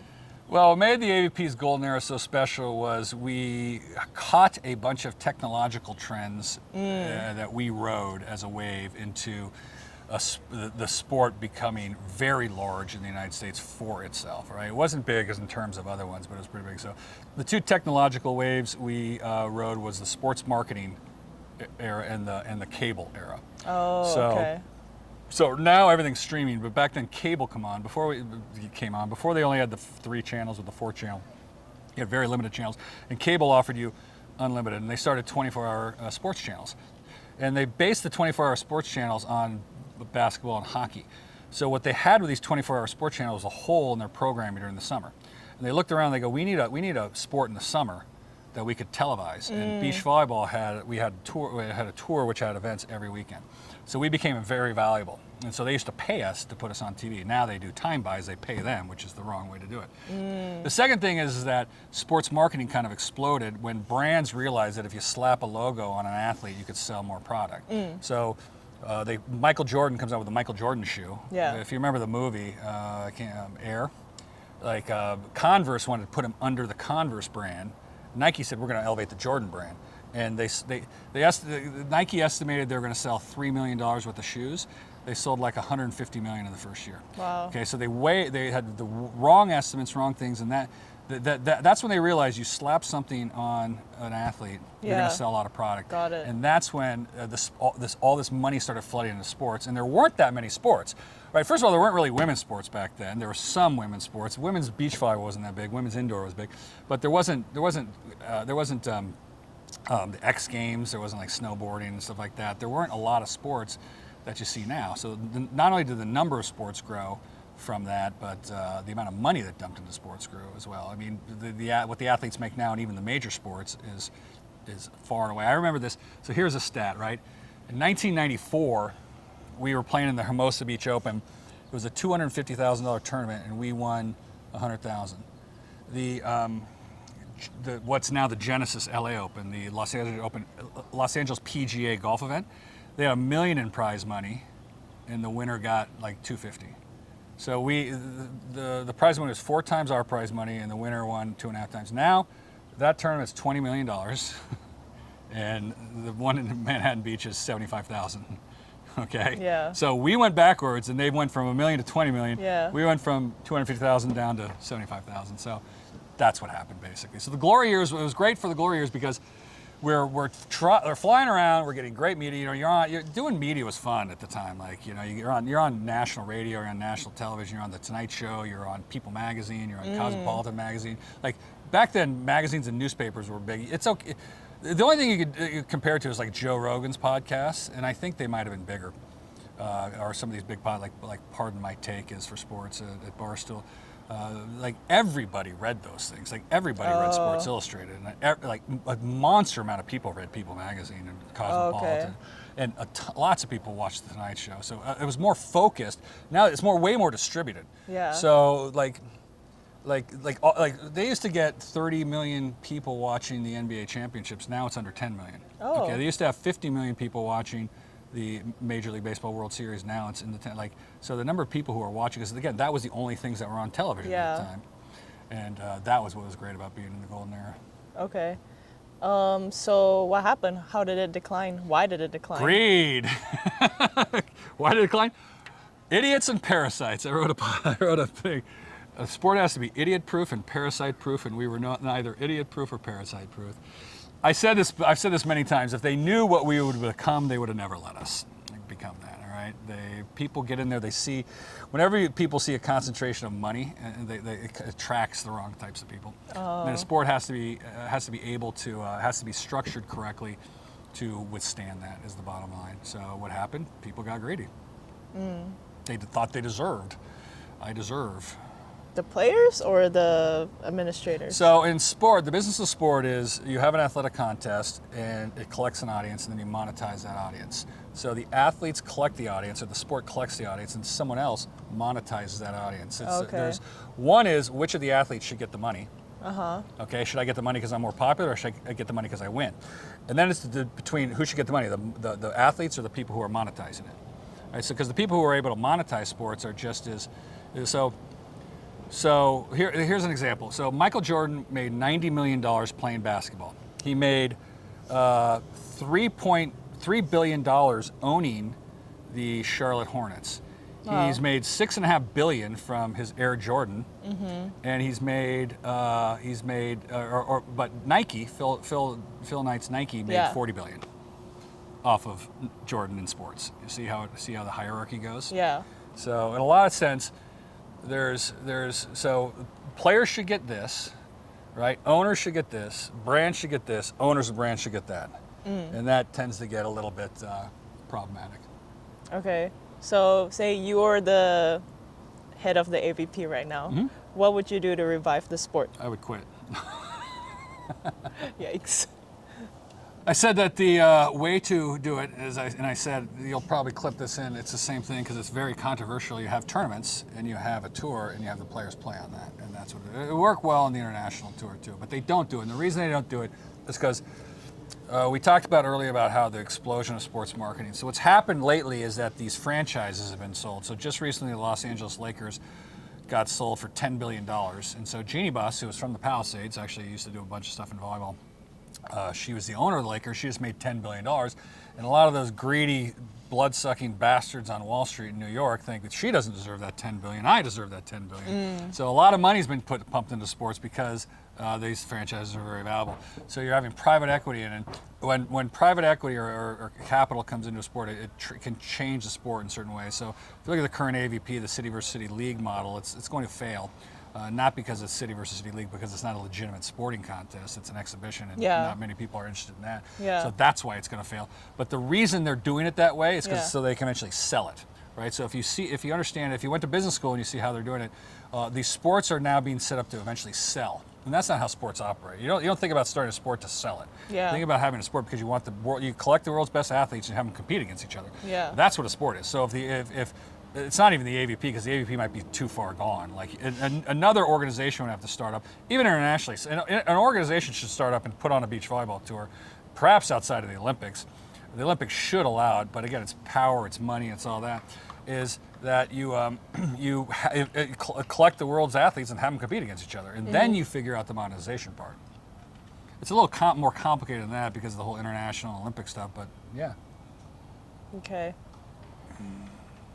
I still don't get a lot of stuff, but that's okay. Which part? Which part? Tell me. That's good. I just don't understand why it's so simple and people are not doing it. That's what I don't. Because it's about money. It's about money. Okay, there's only three people who get paid. All right, there's the athlete, there's the person who brings the crowd, and there's the person who monetizes the if you're not one of those, you don't get paid. So if you're not one of those people, if you're not one of those three people, which is the vast majority of the world, and you want to be involved in the sport of beach volleyball and you want to make money on it, you bring into it an entity that does not belong. And that's what shifts it just enough to make it that it's no longer sport and it's no longer what people are interested in seeing.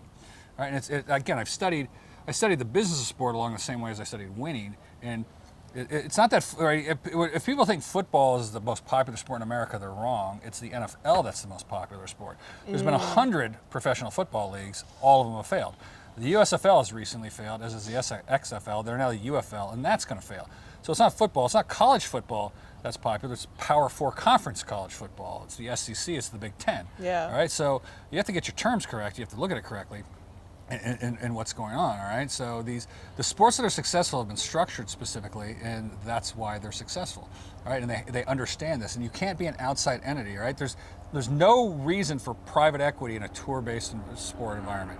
That's the problem with the FIVB. So the FIVB comes in with Volleyball World, they take the money, all right? They think it's gonna do something, and they've redirected the sport because of the business reasons, not the competitive reasons. And nobody's interested in watching a fake sport, all right? So if you set it up as a fake competition, nobody's going to care about it, right? If it's a real competition, that'll attract an audience. Then you monetize it, okay? So when Finn Taylor came in and he got his job and he said, "There's 900 million volleyball fans," and if you think that it's true, you're a fool. Now I don't know if he believes that or if he's full of shit, right? There's the bottom line: either you're a fool or a liar, is what they say. Okay. Well, if you're a fool or a liar, that's not a good way to operate business. So you can't win that argument. So he's either lying or he's a fool. Now he came in as the Elite 16, and the first thing I said was, "This is going to fail. All right, it's not going to work." And they thought they could sell franchises. That's not how sports work, okay? That's not how they work. But hey, if I own a sport, you pay me $1 million to put on a beach volleyball tournament. Well, now look at the tour. The tour used to be full every weekend. There used to be more cities wanting to put on events than there were weekends, and now nobody wants to put them in. They have to go to tourist industry boards to get the money to put on these events, and they're in random spots. So it's easy, but it's possible if you are a single entity owner whose goal is to make money. That's not how sports works. Sports are about the competition. All right. So imagine you had a church. Imagine I had a church and my church was to make money. It was a for-profit church. Oh, kind of. Come to hear the word of purpose. God. A $10 membership fee. Oh. Your brain wouldn't work. A for-profit Catholic church. Yeah. Okay. Yeah. People might think they're for-profit anyway, but that's a different story. But yeah. Yeah. Okay. I think I'm starting to get it now. So that's why it's like I understand investment banking because I was an investment banker. I understand private equity because I worked in private equity. I understand what the AVP is doing, right? I understand why they're doing it. They're investing money for a bigger payout down the road. They think they're going to sell the teams for $5 to $10 million. If they sell the teams for $5 to $10 million, they'll make $40 to $80 million, and then they'll leave. The guy's got a big house in the Hamptons. Shit's expensive. He needs money. Okay, so. And if the single entity ownership models, that is, a single entity owner operates it, are they're unstable because a person screws them up all the time. Yeah. Because they don't he just changed the rules. Well, he didn't get my permission to change the rules. Who gave him the permission to change the rules of volleyball? Yeah. And make games of 15? Who gave him the permission? Yeah. He doesn't have that right. The owner of a football team doesn't get to change the football rules. Right. So same with FIVB. Who told them they could change the rules? Like, it's very, very serious stuff. Like, when we talk about the spirituality of sports, this is from a different perspective. You can't just go in and change the religion. Yeah. I'm just going to change it. Hey, you know what? Didn't happen. Yeah, I agree. You'll be like, same with sport. I'm just going to change the rules? What? Yeah. Now, but Kent, they changed this rule, they changed that rule. Yes, within the context of the sport, some rules have changed for the purpose of the competition. Yeah. Not to make money, not to make them more popular, Yeah. not to make them more entertaining. Anytime you hear something like, well, we did this to make it more entertaining, we did it to make it more popular, you are going to fail. Because it ruins the spirituality, the sort of what's called the illusion of sport. Yeah. And that's what they don't get. There's the illusion and then there's the asset, which is the business, right? There's the competition and there's the monetization. And you have to separate them and make sure they're in their own domains. All right? When you change the sport, you make it more exciting. Oh my God, whatever. It's just, what do you want me to tell you? Yeah, and like as a player, I feel like disrespected almost. Because I'm sure these decisions, they don't consult the players, right? They kind of just make it on their own.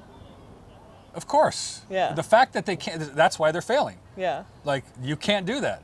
It's got to be, look at the Catholic Church is good in some ways. It's obviously had problems in other ways, but they have a bunch of guys who have spent their whole lives doing nothing but thinking about one other person, and when they have a decision, they go and pray for hours and they come up with a collective decision, in a sense. All right, That's good decision making. Yeah. Again, you might not like a lot of the things, but that's good decision making, collective. That's the way the rules of golf are done. The rules of golf are There's multiple committees which talk about the rules of golf whose sole purpose is to maintain the integrity of the game of golf. They don't care whether it's popular or not or whether money's in it. That's not the primary issue of the competition. Okay, the competition is what's most important, right? So you change the rules because of TV. Excuse me? Yeah. Yeah. What if a basketball game had to be fit into an hour? Oh, yeah. Like, first of all, that's not the point. The point is you collect the world's greatest athletes, have them compete against each other to see who's the best in a sport. That's what people want to watch. They don't want to watch any of the other stuff. Yeah. Now I'm getting excited. You can tell because I'm talking fast. Okay, but excited about this wouldn't you argue that the Elite 16 is technically gathering the best players in the world and like having them compete? Well, one, how do you know? You can't get in. I didn't get a chance to win. That's why all sports are open. Yeah. You and I can go win the U.S. Open Tennis Mixed Championship in August. Let's do it. All right, let's do it. All you got to do is go. Anybody can qualify. Anybody can play in other sports, but you can't play in the Elite 16. It's restricted. Yeah. So, and second of all, this is what's idiotic about it, is that the 16 best didn't go. I did a whole chart one time. I did a podcast, and more than half of the events, more than half of the top 16 weren't there, including one in Australia where there was one team that was number 11. That was the highest ranked team, was number 11. For an Elite 16? Yes, there was one team in the Elite 16, so it's not Elite 16. Oh, okay. So yeah.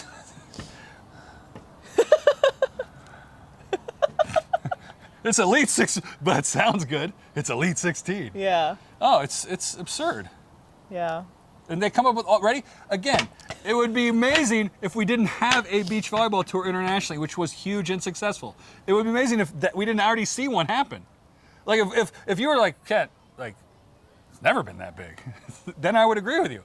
But we had huge, like, God, go look at, I did a podcast on this, so I know I have a slide, because I used to track not only the number of people that came to the tournaments, but the audience on television. It was massive. Yeah. It's a great sport. It's never going to be tennis or soccer. It's never going to be soccer.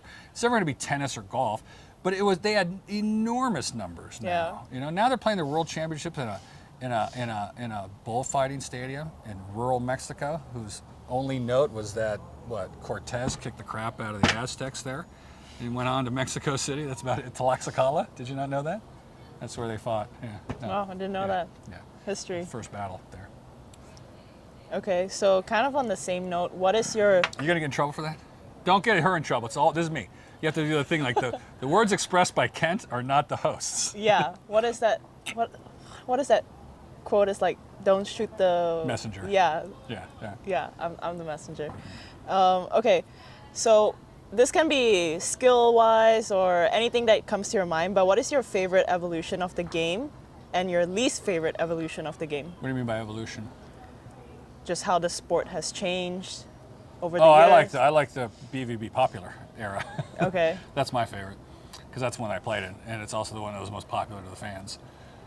So, and I don't mind it. Like, it doesn't matter to me that, like, if I was a 1,500 meter runner, it doesn't matter to me that other people like 100 meters or the man. Yeah. And if I was a, whatever, cyclist, it wouldn't matter to me which other versions of the sport people played. Yeah. So that would be my personal favorite. So this one I'm not a fan also, so don't take my advice. I'm an athlete. I'm not a fan of sport. Okay. I was the one on the court. Yeah. So there's the fan who cheers, and there's us that play. It's a good symbiosis. So in terms of like the skill, like, what do you think about like the new, like double contact hand setting or jump setting, that kind of stuff? Like, what do you think about it? Yeah, it's fine. It looks dynamic. It seems Okay. to look, again, look, I'm an old man, right? So to me, it's like, that's not the way the sport is. Like, I can go like, yell at clouds all day long if I wanted to. Sure. Yeah, it's very fast game. It's very dynamic. They're very large. They're trying to do things on two. They're going to have to adjust the blocking schemes to counter the multiple attacks. So sure, yeah. Okay, so you're cool with it. What's your goal? Like it's a fun game. I prefer this game. Okay. It's a different sport. I did not play this sport. I played a different sport. So you're asking me about a sport I didn't play. So. Do you think you could play the sport? Probably not, because I'm not tall enough. Okay. Okay. As you shrink the games, the size of the athletes increases. Like I talked about with the 100-meter runners versus marathoners. That's why I use that point. So shorter contests have larger athletes, right? Sometimes bigger builds. That's what we talked about. Remember that guy I talked about who says you want massive lower body with the short game? Yeah. And sort of a thinner upper body. That's what like cyclists have too. Yeah. So, but these guys today could never play in the 70s era. So I was posted a video from the 70s on my documentary, and somebody said, "Why aren't they blocking?" They wouldn't block. I said, "Because you would die. You would not be able to play if you blocked. You wouldn't be able to last." Because you kept running up, or what? Running up and jumping. You wouldn't be okay. able to last 12 hours, 2 days in a row. Oh, okay. Okay, you'd be dead. The tall athletes can't move as fast on a larger court, or they can't cover as much area. The ball's different. So the serving was more, you can't really topspin this ball like you could in our day. You can't really control it as well. It floats out a lot. It floats away from you. So it's a different ball, different rules, different court. Yeah. To me, so it's a different sport. How Good tall for are you? Guys. I'm 6'4". When I got on the tour, I was about the third or fourth tallest guy. By the end of the time, I was below the halfway mark. Damn. Well, we went from 2 out of 3 to 11 to 1 game to 15 to the clock, which limited the game to an hour. Oh. Yeah. Okay. All right, so I got nothing but the best for that. Like, Yeah. I want nothing but the best for the athletes and the sport. It's not going to happen, but sure. Like, I want the best for them. It's just, it's the way of the world, I guess. Okay. Okay, so what was the biggest challenge you transitioning to life after sport? Well, the biggest transition in life, I told this story, is that I had to wear socks to work and shoes. And I was working in New York in investment banking, and my feet would get it was kind of humid. And I was like, what the hell is going on? I don't like this. So I got to go to work barefoot, and now I had to wear socks and shoes. Oh, damn it. But I think your question was meant to be more serious. It was a little dull, more dull. That was like it wasn't like, it was really, being a professional athlete in those 90s was awesome. You trained during the week, you flew on a plane on Friday, you played on the weekend, you came home on Sunday night. It was super awesome. And you made great money, and you had great fun, and you had great friends, and you hung out a lot. And then you get into the working world. It's a little bit slower, a little bit longer paced, a little bit different. It's a little more cerebral than it's physical. So that was probably the biggest transition. Yeah. It wasn't like super fun. Okay. So what inspired you to write and film Kings of Summer? Well, to write Kings of Summer, Travis called me and asked me to do it, and I was in a good place at the time, and he's a great guy and a great author. He actually approached me correctly, everybody it's all. Yeah, it's okay. Who approach you? Anybody who wants to approach me correctly, like Travis did. So I had started writing during COVID because I was bored, right? Yeah. So I started, and I was at a. If you remember during COVID, they let up for like a week here in Los Angeles. So they clamped us down 15 days, 30 days, and they let up for a week, and they clamped us down for a year and a half. But in that week, they opened up a new resort up in Malibu, and they invited me and Tracy up there for free to sample it. And they said, "Hey, could you do a social media post as a thank you for giving you the free room and the free time?" And I said, "Sure." But, well, I just don't want to do like a picture of me at the Malibu, thing. So I decided to write something on volleyball, like winning mindset, and it got everyone's like, "This is great. You should write more." So during COVID, when I had nothing to do, I started writing stuff, and I started out writing about winning mindset, and I started writing about my experiences, and I started writing about just whatever popped into my brain. And at a certain point, Travis was like, "Hey, Ken, I'm writing this book about the history of beach volleyball. I'd like you to come on a podcast." He wants me to do the whole thing. I said, "Look, contact me in a year or two, like a year, because I'm still working out my thoughts of the whole thing. Like I have to talk in order to think. I have to write in order to think. I can't. It just takes me a while. I was engaged in this sort of this academic / interest / I was bored, and I was writing. Yeah. I wasn't a writer, and I wasn't an author, and I wasn't a documentary. And so finally, he goes, and I said to him, I gave my typical thing. I said, "Look, I'll be your last interview." So when everyone asked me to do anything, they asked me to do documentaries, they asked me to do books, they asked me to do podcasts, they asked me to do this, they asked me to do lots of stuff. And one guy asked me to fly to Orlando to come talk to his club program. He goes, "Can you fly to Orlando and talk to my club program?" I'm like, "Well, how much are you going to pay me? Yeah. And are you going to fly me out? How much? Where's my flight?" He goes, "No, fly yourself out. Oh my God. I'm not going to pay you anything." I'm like, "Okay." So that happens a lot when you're a superstar ex-athlete from the 90s of beach volleyball. Just kidding. So I said, "Look, I'll be your last interview." because most of the time a lot of times people have an idea and they call the top guys, like, and it never happens. So I've learned over time to be like, I'll be your last interview. So I said to myself, look, I'll be your last interview. What does that mean, your last interview? It means I don't think you're going to do it. Oh. So when it's all done, come to me, then you'll know. Oh, got it. Okay, so surprisingly or not, because Travis is like this, he says, hey, I'm done with the book. You said, like, when I'm done with it, you'd interview. I go, like I said, come on over. So you were surprised. Shocked. It's first time. 25 years since I've retired, all right? Since I got kicked out. Walked away. Since I walked away. 25 years since I walked away.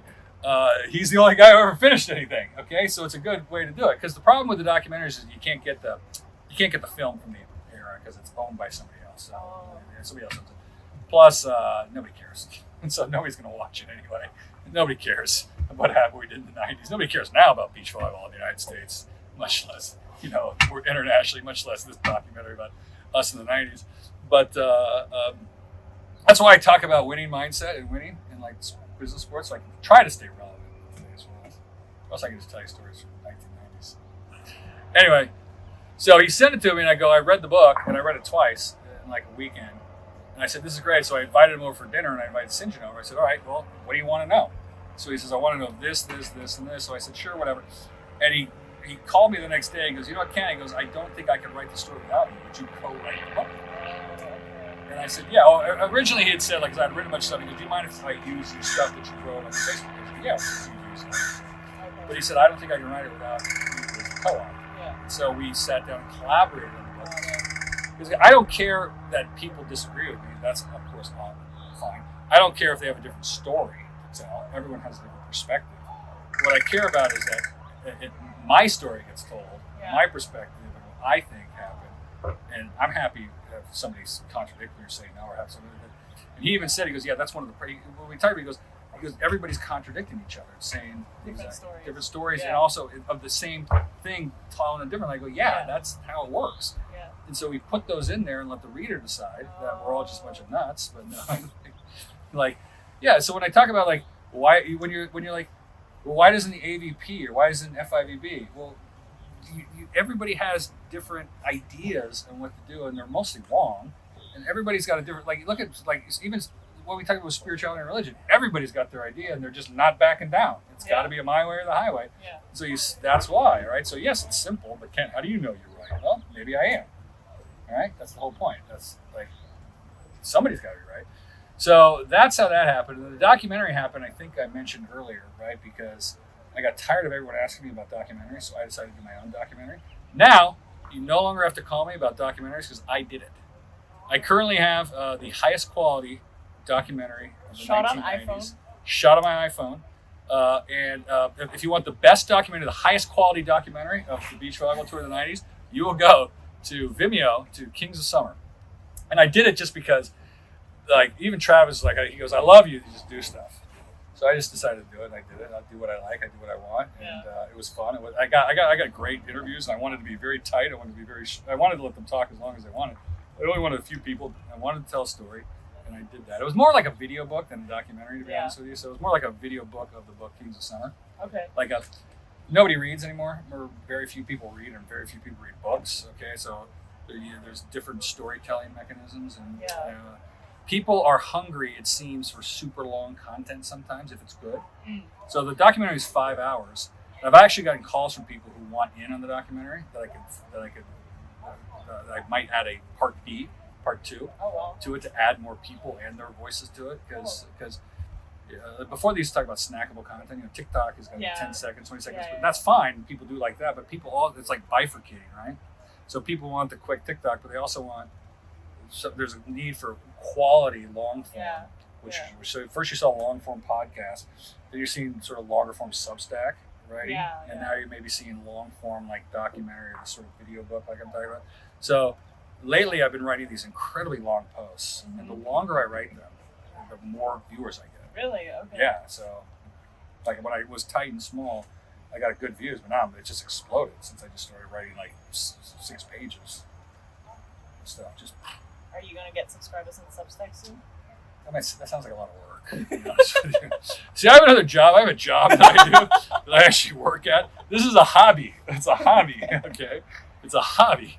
So Also, by the way, a little unknown fact is you have to hit a really rather high threshold to get micropayments on these digital platforms. So they say you can be a digital creator and make money.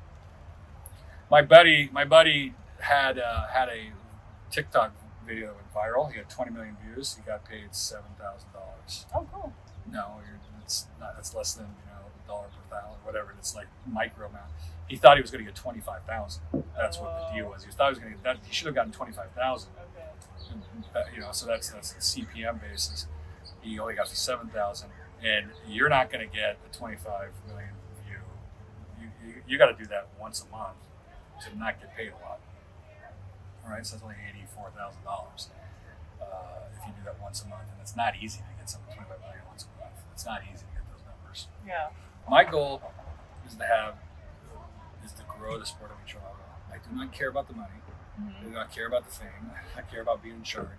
That's it. But everybody else cares about money or fame or being in charge or like getting their way or like they want the pass around. They want to be the big man.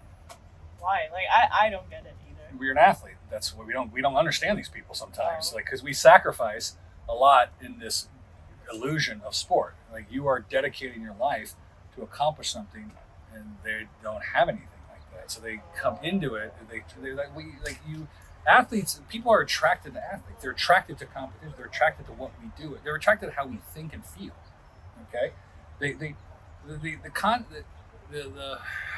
brain chemistry is that they get into they enter into the flow states that athletes do, the same way that they do in music and music. So you can tell the reason why sports is not entertainment because if you go to a play or a musical or a movie. Nobody's jumping up and down and high-fiving each other, right? Athletics and even music causes people to move. So they jump up, you see them, they're like,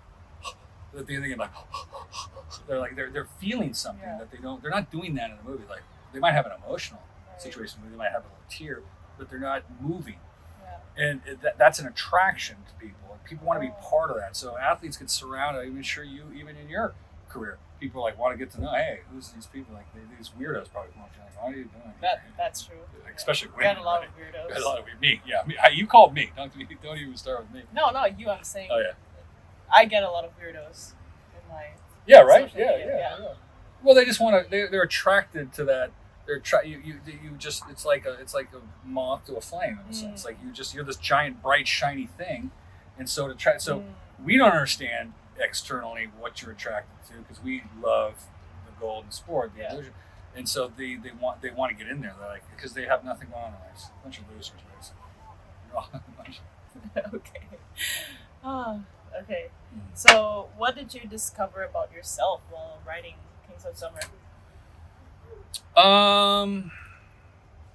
I think it's what I've been talking about here. I discovered that I thought about things differently than other people. Okay, and I approached it differently, and that was the source of a lot of the conflicts that have happened in the past, and some of the things that I went through that I couldn't understand really. Like you can't understand what you don't understand or don't know.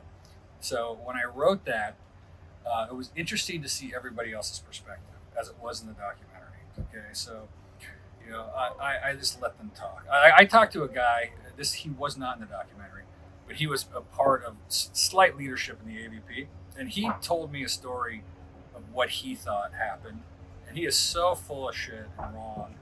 It's shocking, and I wanted to get him on film because I want people to see how dumb it sounds when somebody. And he's absolutely convinced of it.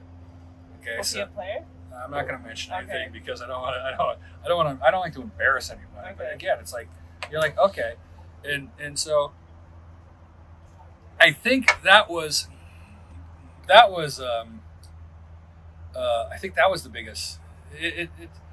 I sort of felt apart when I played, but now I realize that everybody's apart in a sense because everybody's in their own little world. We all come, you know what I mean? They all come together in one certain thing, and it seems as if it's you against them, but it's everybody against everybody. So it's like a weird thing.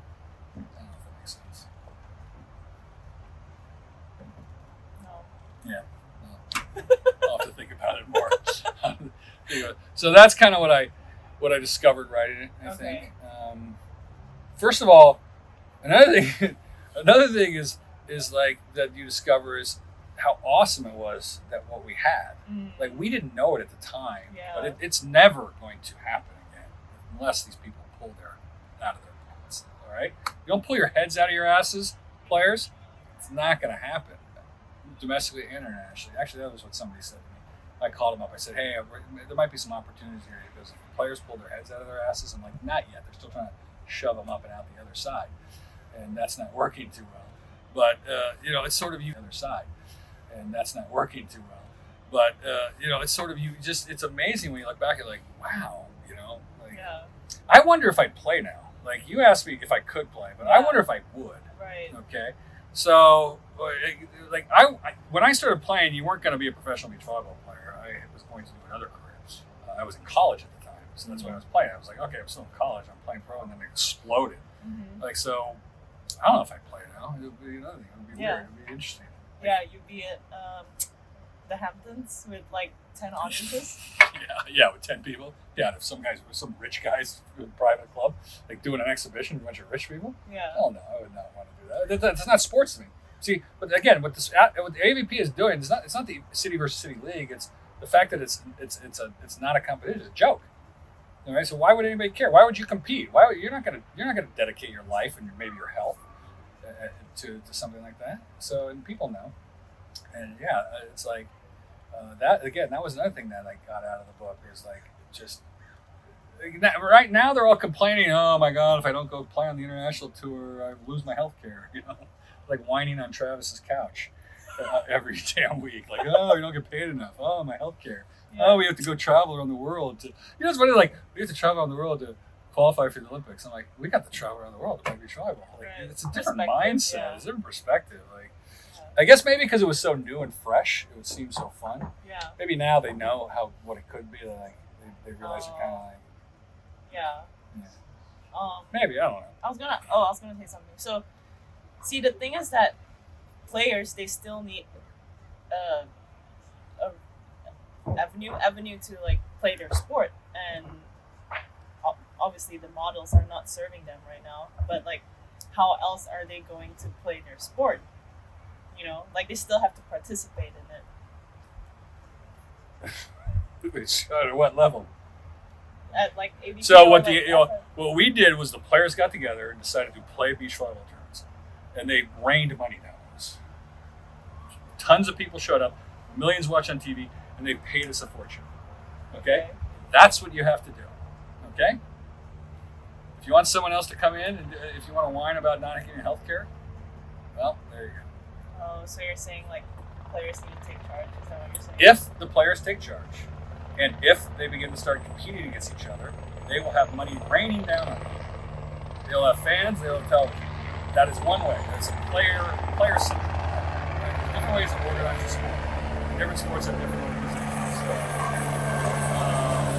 PGA, which is golf, is a player-run organization, and the ATP is a tennis organization. They have their LPGA, WTA, women's. They do have international events, and they do have other events around them. But all sports, there's the NFL Players Association, the MLB Players Association, the Hockey Players Association, what's the last word? Baseball? Baseball, hockey, basketball, and football. Yeah, right? So they don't have an organization which structures their competition. Now you can't have single entity ownership models, and currently the FIVB is a single entity owner, and they're running it incorrectly. They're running the single entity ownership model incorrectly, as is the AVP. There's distributed ownership models. There's sponsor-centric models. So if a sponsor wanted to come in and own the sport, they could do that too. They'd crush it. The sponsor would crush it. If an equity investor came in, not these guys, and did it correctly, they could do it too. So again, it's like it's what's called a reverse prisoner's dilemma. So so the reverse prisoner's dilemma is everybody's waiting for everybody else to jump in. So what do you need, right? You need players, you need a location, and you need somebody to monetize it. Okay, nobody wants to go first. So I was there. I was with a player, and he's like, "Ken, you talk about all this stuff." He goes, "Why don't you do it?" I go, "I don't want to do it. I have a job. I do other stuff, and I like what I do." It's like people always call me. They want me to. It's funny how many people want me to do things I don't want to do. I get called all the time on stuff I don't want to do. So if you advertise you want to buy a Cocker Spaniel, you'll get everybody else's dog. Like, here, you want to buy a Rottweiler? You want to buy a Doberman Pinscher? Like, No, I'm advertising for Cocker Spaniels. I just want that. But everyone. So I want to talk about winning and winning mindset in the business of sport. Yeah. And I want to talk about what I want to talk about. I don't want to fly to Orlando. I'm going to talk to. People are like, if you want, can you coach? I do not want to coach. Could I coach? Possibly. Have I helped athletes out? Yes, I do. I would help out athletes. I help out children of athletes. So if you're a professional athlete who wants to be better, or a child who wants to be an elite or athlete, or a professional athlete, or an Olympic athlete, or a parent of one, contact me. But again, I do not coach or talk to groups. And so, so the guy asked me, he goes, well, Ken, he goes, if you have something, why don't you bring it to us? I'm like, I'm not bringing you jack. Like, I'm not going to bring you anything. What the hell are you talking about? You guys go play. Like, then ask somebody to sell you. It's whatever. It's like, it's barking up a tree. It's talking to a brick wall. It's banging your head against a pole. Like, whatever analogy you want to get. Oh, everyone beach volleyball. They're all a bunch of whiners. Let's get controversial here. This is why I have the reputation I have. You all whine so much. We could be like tennis and golf. They're ridiculous. One of the problems with the sport with beach volleyball is it's not that big, and it's never going to be big. It is not going to be like any of the other sports. All right, that's fine if you like it, which I did. I love the sport. I love playing beach volleyball. I liked what we had. It was awesome. They wish it was as big as that, but no matter what, there's this weird envy, and I never had the envy that beach volleyball has because I played other sports. Okay, so I knew that I played football, and I knew the football team got huge crowds. I played basketball, and at my school we got good crowds, but not football crowds. And I played volleyball, and we got 20 people. And I ran track, and nobody came but your parents. Okay, so I get it that the entire town came to watch the football team. Good amount of the students came to watch the basketball. Nobody came to watch volleyball. Right? It's not ever going to be. No matter how many people think there's 900 million fans. Okay, so the moment you accept it, and I don't know why. I always ask this. It's a question I've asked for 40 years. I've been in the sport. Like, why do you all have envy of other sports? Like, what is it?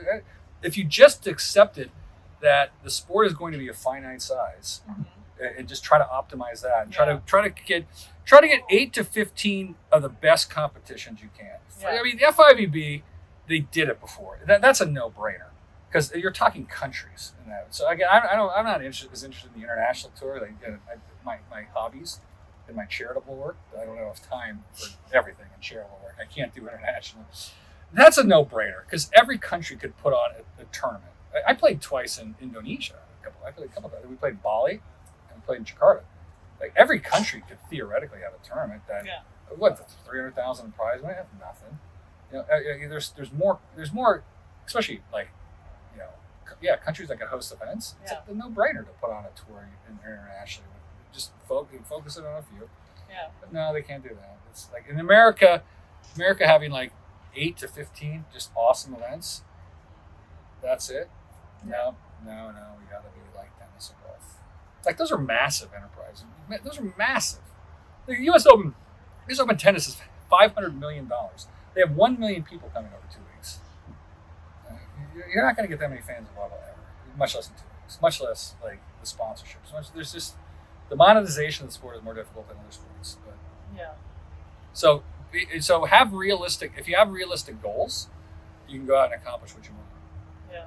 So they're just trying to be something that they're not. It stuns me. It's just every time I'm like, well, like golf, they do this. I'm like, well, go play golf. Like golf is a $1.5 billion professional sport. That's not including the majors. So if you add the majors, you added another. It's called $500 million. So it's probably a $2 billion sport. Like, we were doing $8.5 million in the '90s. It was perfect. It was better. Like, and again, there might be a couple $100 million prize money in golf, not including sponsorships, which is absurd. It's tough to get sponsorships in beach volleyball if you don't have the equipment. But they did $8.5 million in prize money in the FIVB, both genders. They love that these days. So target that. When I wrote a bunch of stuff back, I did my state of the sport at the beginning of the year, a couple years ago, like what we should do. They should focus on 20 tournaments, $1 million in prize money each. So I call it 2020, Vision 2020. 20 events on the FIVB Tour for $20 million in prize money. All right, fine, 10 million prize money. That would be better than even what it is now. Yeah. Okay, but the point is to set some goals and Yeah. try to reach them. Yeah. But then they got the volleyball TV, and they want the subscriptions. They have to have the $4.99, so they have to spread it out over the whole season. That means the players don't go, and blah blah blah blah blah. And so you can just see right away. Like, that's why I said the United States, 8 to 15 events. Right? How you doing? You still with me? Yep. Still here. I'm still here. Okay. All right. I guess enough about all the sad stuff. Is that sad? I think it's Yeah. inspirational. I'm trying to be inspirational. Okay. I'm trying to tell y'all people, you can do it. It's not that difficult. You just have to change your goals. And get that secret letter from Ken. The secret letter is you won't need the secret letter. If you actually focus on the right thing, you will see what you need to do. Okay, so you said equipment just now. What is one piece of gear you were obsessed with back in the day? We didn't have much gear, but I think we got you know what it was? It was sunglasses, and it was a little thing which cleaned the glasses. The wipe? The wipe thing, because like in the Olympics, my glasses started to fog, and I couldn't do anything. They were throwing me defogger because it was a big deal. The Oakley people were there. I couldn't figure it out. I guess that was the biggest thing, because we had the Oakley as a sponsor, and we had to wear the glasses, and they always get all fogged up and stuff like that. So we don't have much. What do you have? Like shorts, we had a tank top, and we had glasses. I don't know, like Karch had his pink cap. Did you have something like that? God, no, that was so lame. No, I didn't have like.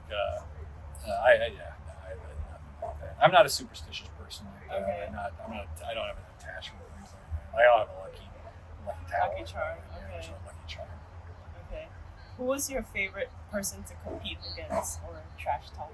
Compete against? Yeah. Oh, Randy Steffes, of course. Oh, okay. Yeah. Why? Oh, he's an idiot. No, just like he's just there's a lot of what's it called, alpha male behavior in sports when you're trying to take over the top spot. So you have a lot of primate behavior. He's like one of the worst primates on the planet. Just a big mammal. Just like, so you get into a lot of stupid primate behavior, and that I just found it fun. Yeah. Because I understood it, so I was better at. I could be a better gorilla than he could be, better chimp than he could be. Okay. So it was fun. It was fun to get under his skin. Would you trash talk? Not so much trash talk. I insult him under the net, and he Damn. didn't know what to do with it. Well, he started. Okay. He started it. No, so you sort of like he would get he could fluster him by that, but I would never start. He would always start it, but he would sort of like, you can't. He said, what did he say? You can't do that to me. And I said, no, fuck you, big dummy. And so we got into a fight. We got into a fist fight, which is again is primate behavior. In the middle of a match? No, after the match in the hotel before the final. Oh my gosh. Yeah, and oh my gosh, why do you say that? It's funny. It's primate behavior. It's just. I mean, you would never see that happen in a women's game. That's. Well, you guys aren't like alpha male primates. You're Yeah, female. no, I know. You guys do reputation destruction, Yeah. gossip, and innuendo. Yeah. You undermine. Different. Yeah. You don't. When Hope Solo got in the elevator, everyone would leave the elevator. They would ostracize. So you engage in other violent behavior. Different form of aggression. Yeah. Than men do. Men use physical violence. Women use other types of violence. So it's insane. Oh my God. Oh, I don't even want to tell that story. Jesus, women are worse. I don't even know what's worse. Fisticuffs it out. Is like, well, I'm a guy, so it's a little bit easier for us to understand it. Women's form of aggression just you're like, whoa. Yeah. It's very backhanded. Yeah, right. Anyway, primate behavior. What a lizard brain. Mm-hmm. Okay, if you could play one more match with anyone in the world, dead or alive, who would it be? Phil Dahlhauser. Ooh, I want to play with the that's best. a I good play with one. all the best players in the world that I know of, and I would play with him for sure. He's he's on route with me. He's on Mount Rushmore with me in the greats, and he's a left sider too, and I'm a right sider. I played with every great beach volleyball player, probably with the exception of Mike Don. I was blessed to play one turn with St. John and one turn with Emmanuel Rego. That was great. So I got those check marks, boxes checked. Obviously, Karch, and all sorts of other Yeah. Okay. What about against? Which team would you play against? Like Curran or Phil Dahlhauser. I'd like to challenge myself. Phil and Todd? Like a Phil team. and whoever he Okay. wants. You can pick whoever. I thought he can pick whoever he wants. Okay. So yeah, I'd love to play against him too, because Cool. I'd like to challenge myself against him. Okay. What's the weirdest or funniest thing that has happened to you mid-match? Well, the funniest, weirdest, or the most profound, and I'll give You you can both say- stories. you can I'll give say you all two. of them. So I'll give you the good story last, and the silly story first. So Okay. the weirdest thing that happened. Well, so we would be playing beach volleyball matches, and we had an open format. Remember the open? We had open like stadium, so people could sit Oh, okay. around. So there'd be like people in chairs Yeah. right here, and occasionally people would they'd come and like want autographs or photographs, and like I'm in the middle of the match. We're on a side change, so do you mind waiting till the end? Like, well, Yeah. we can't get you with you. Oh Like, my gosh. But the funniest was when the person who was from Miller Brewing Company, she had been drinking all afternoon on Sunday and had to leave, and decided that in the middle of the finals she wanted to say goodbye to us so she tried to say goodbye to us and tripped over the banner and fell face first in the sand. And she's like, oh, she's drunk and like trying to leave and say goodbye to us. That was the funniest thing that ever happened in the middle of the match. It was a little chaotic scene, but the most profound thing I think that happened in the match, and I've written about it in the past, was when the voice spoke to me. The little boy spoke like to this me story. in the Atlanta Olympic Games.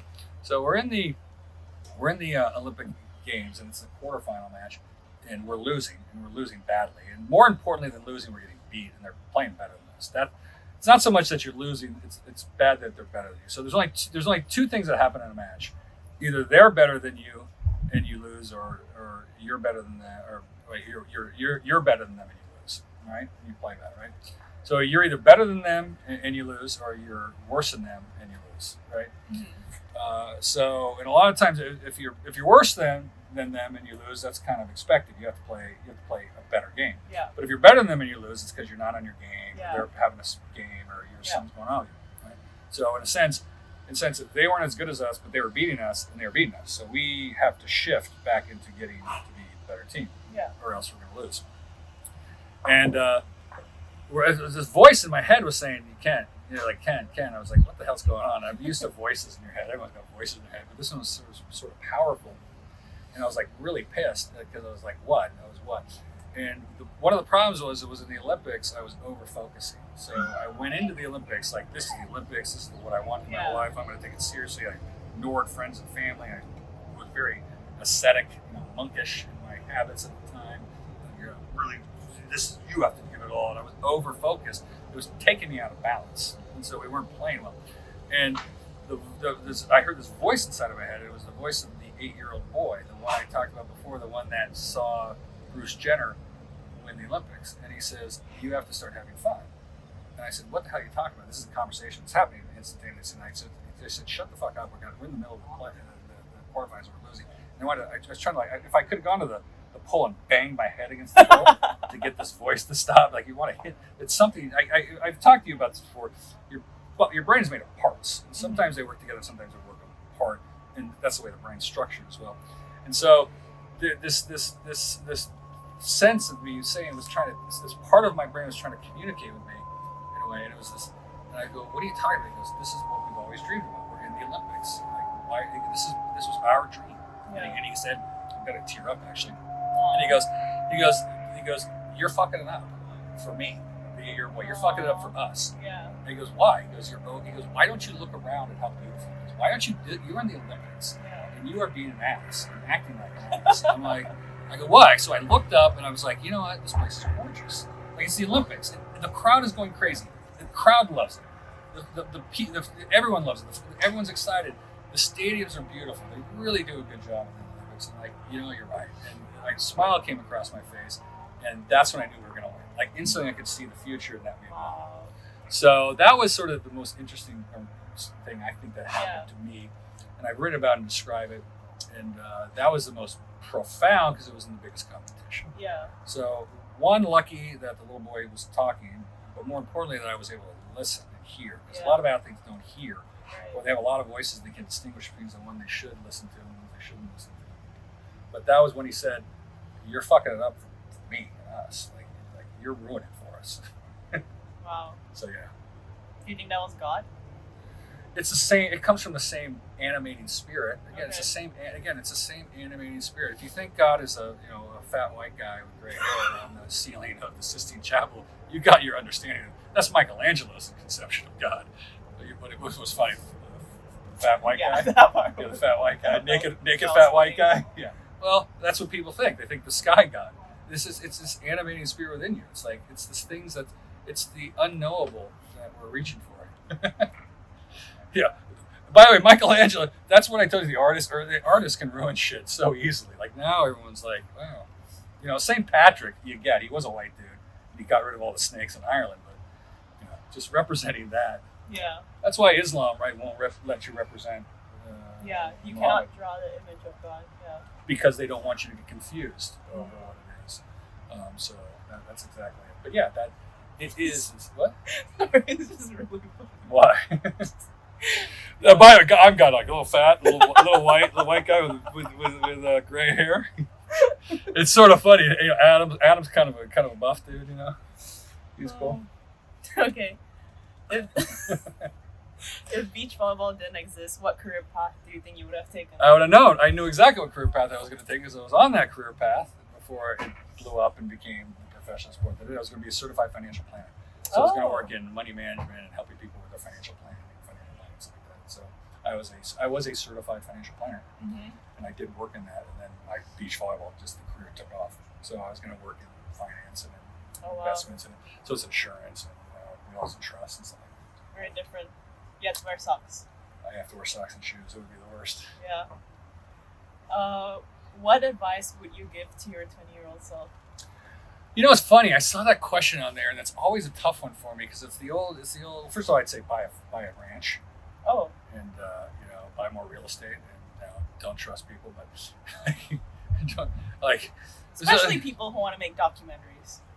all your documentaries out there. I'll be your last interview, but I have to. No, it's you can tell them whatever you want. They don't listen. It's weird. It's just like you're asking me to do something, and you're not offering me anything. Business or sport is different. Like they're like, we want you to do something, and we're giving you nothing. Hello? Hello? Yeah. So he calls me up and he goes, I go, I don't care. He goes, this is going to be, I go, I don't care. Like, well, you'll be able to give your voice to it. I go, I can talk every day. I can talk here with you. I can talk on podcasts. Anyway. The problem with that is, a sense is like, it's this old sweater and the string from the sweater. If you pull the string on the sweater, you might unravel the whole sweater.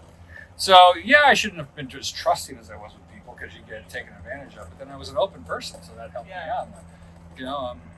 I didn't get distracted by things. I just said, I could have done this or did this, or I wish I would have. When I was younger, I really wish I would have played more sports, that's for sure. But you played a lot of sports. I wish I would have played more sports. I wish I played, just play them all. Just practice. When you're young, don't practice. Just play. Just play sports. Before maybe the last 2 years of high school, you should be practicing a little bit. College, half. Then you sort of like, it's a whole situation. You should just be playing and having fun with the cross training.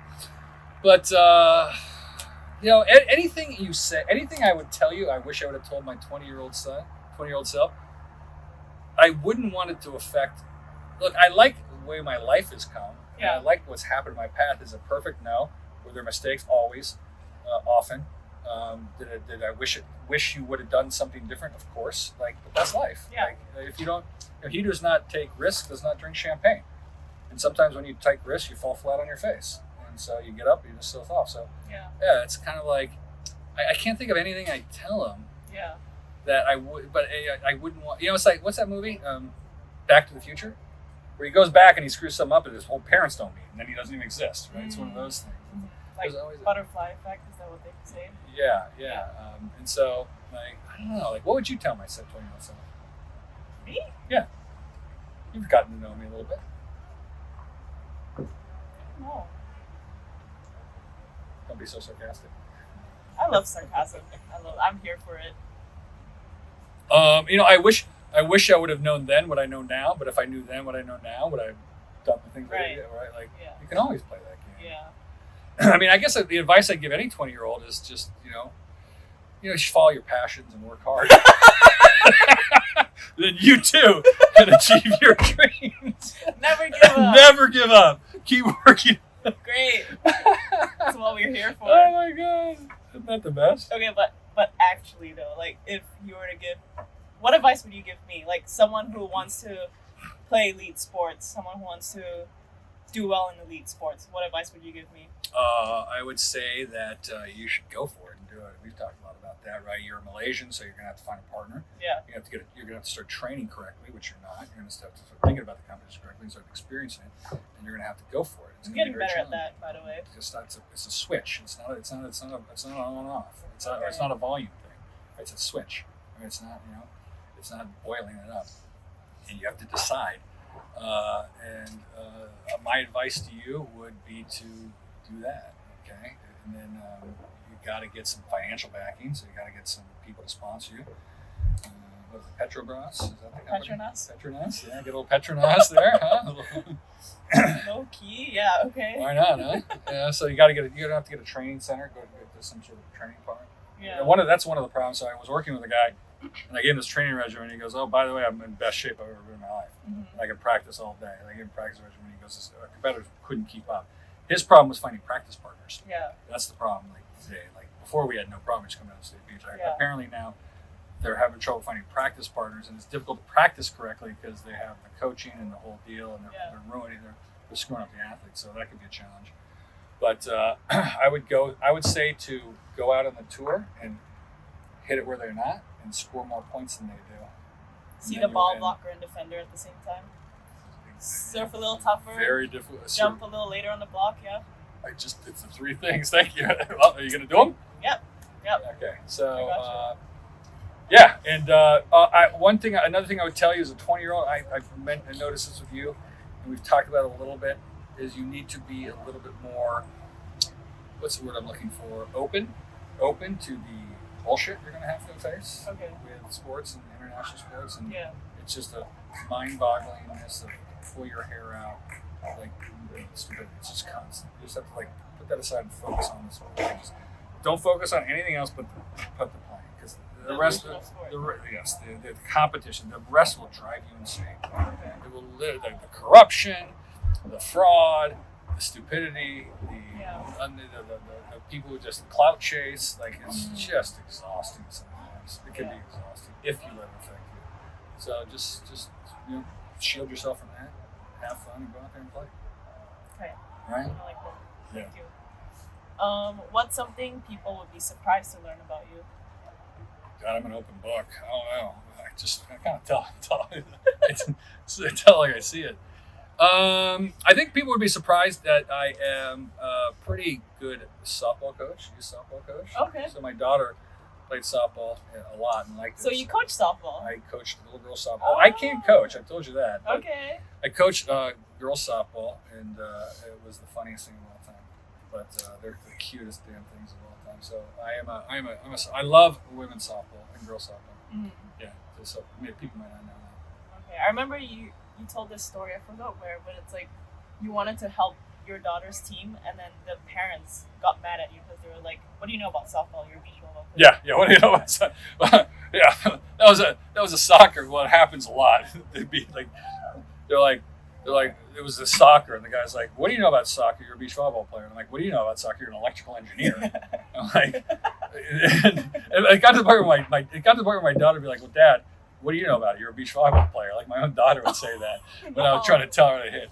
But but they would go like, "What do you know?" I'm like, "Yeah, I guess not, right? Like, what do you guys know?" And so that was what was so funny. And when you know people are clearly wrong, when you use sports, it's crystal clear. Like nobody knows what they're talking about. They teach the sport the wrong direction, which I don't want to get into that. I mean, unless you want to. There's a proper way to teach aspects of sport, and it depends on the sport. It depends on what you're teaching. One you teach forward, one you teach backwards. You can tell a bad coach, they always teach it wrong. They always teach it wrong in the youth. They have changed. They used to teach youth sports correctly. Now they don't. It's mechanical training. That is always wrong. It's always wrong to mechanically train youth. So every year, my daughter would go get coached, and she'd screw up her swing. And I go, what did they do to your swing? And I'm like, "Daddy, they told me to do this." And I go back to swinging the way I told you swinging. She hit dingers, right? And now she got, and so they just anyway.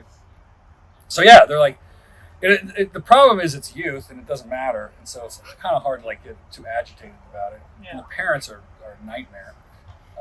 They don't understand that. They don't understand that like they think that because it's a child they have to advocate for it, and they don't advocate in the right direction towards elite performance. They're not like if they clear the way for the kids as opposed to challenge the kids and create an environment where they're constantly being challenged to get better, it doesn't work. So that's where it comes down to. And awesome, you know. If you don't want me to coach your kid, I don't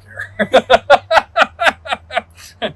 Anybody out there, any youth out there who wants to be a professional athlete or an Olympic athlete, you call me. I will tell you how to do it. And they used to train youth differently, is the bottom line. Yeah. Correctly. But now there's been an explosion. There's a lot more money. Club sports is all about the money. It's all about the fees you can get from the parent. The parents are paying how they expect a certain thing. They don't know what to expect. They don't know what they're doing. They get confused by what sounds good. Yeah, I think a lot of like knowledge gets watered down. Well, all right. So they used to train. There's a thing called ego death, and they used to train it via modalities which are now not allowed. Okay, they're hazing, shaming, and bullying. Now they gave them pejorative terms to try to stop them, but what those hazing, shaming, and bullying do is they decrease anxiety, they decrease fear, and they increase social cohesion in the team, right, which are good things. And the reason why they're effective is because they're fast. So those are the techniques they used to use on us. So when people ask me, did you feel pressure? Did you feel anxious? No, because they trained it out of us specifically. So you can't use those modalities anymore. But what most people don't know is what modalities to use, because the way the brain mechanism works is the same. So now, right? What do I do when I talk to athletes? We get the emotion wheel out, and what emotion are they playing in? Where are they? You've heard it. There's a lot of fear. Stemming from what's outside the ring? Anxiety. Anxiety. Okay, so they're having anxiety, which leads to fear, which is basically your brain not in the present and the future. Yeah. Okay, so you have to get the brain to stop doing that, and those are the techniques you use, and they're very effective on men. With some, there's some people who don't, but women, we're not sure because we don't have as much data, which is why they stopped using them. But you still have to. They don't understand the modalities to use to get that. So we're seeing all these athletes now, like you and your age people, coming with these issues that they used to train out of the athletes earlier that now we have to train out as well. Yeah. And I've shown you some of the techniques that we use, right? You've been experiencing them, right? The effect on the human is the same, whether you bully, shame, and what's the other one? The haze. The effect of brain on the psychologically on the human is the same. It's very intense, is the point. Right? And some people can handle it and some can't. Again, those are quick ways of doing it. Yeah. So now we have to use slower ways. Right? And for those of you who don't know what we're talking about, if you see those old army movies with the drill sergeants like, you suck, military guy, give me 20 push-ups. They're using those techniques to mold them from this to that, to fighting machines. So it's the same thing. It's the same thing with you. Again, those techniques would help with eliminating anxiety. And so since they're not doing them now, we're finding athletes with anxiety. Right? It leads to fear. No problem. We got the modalities.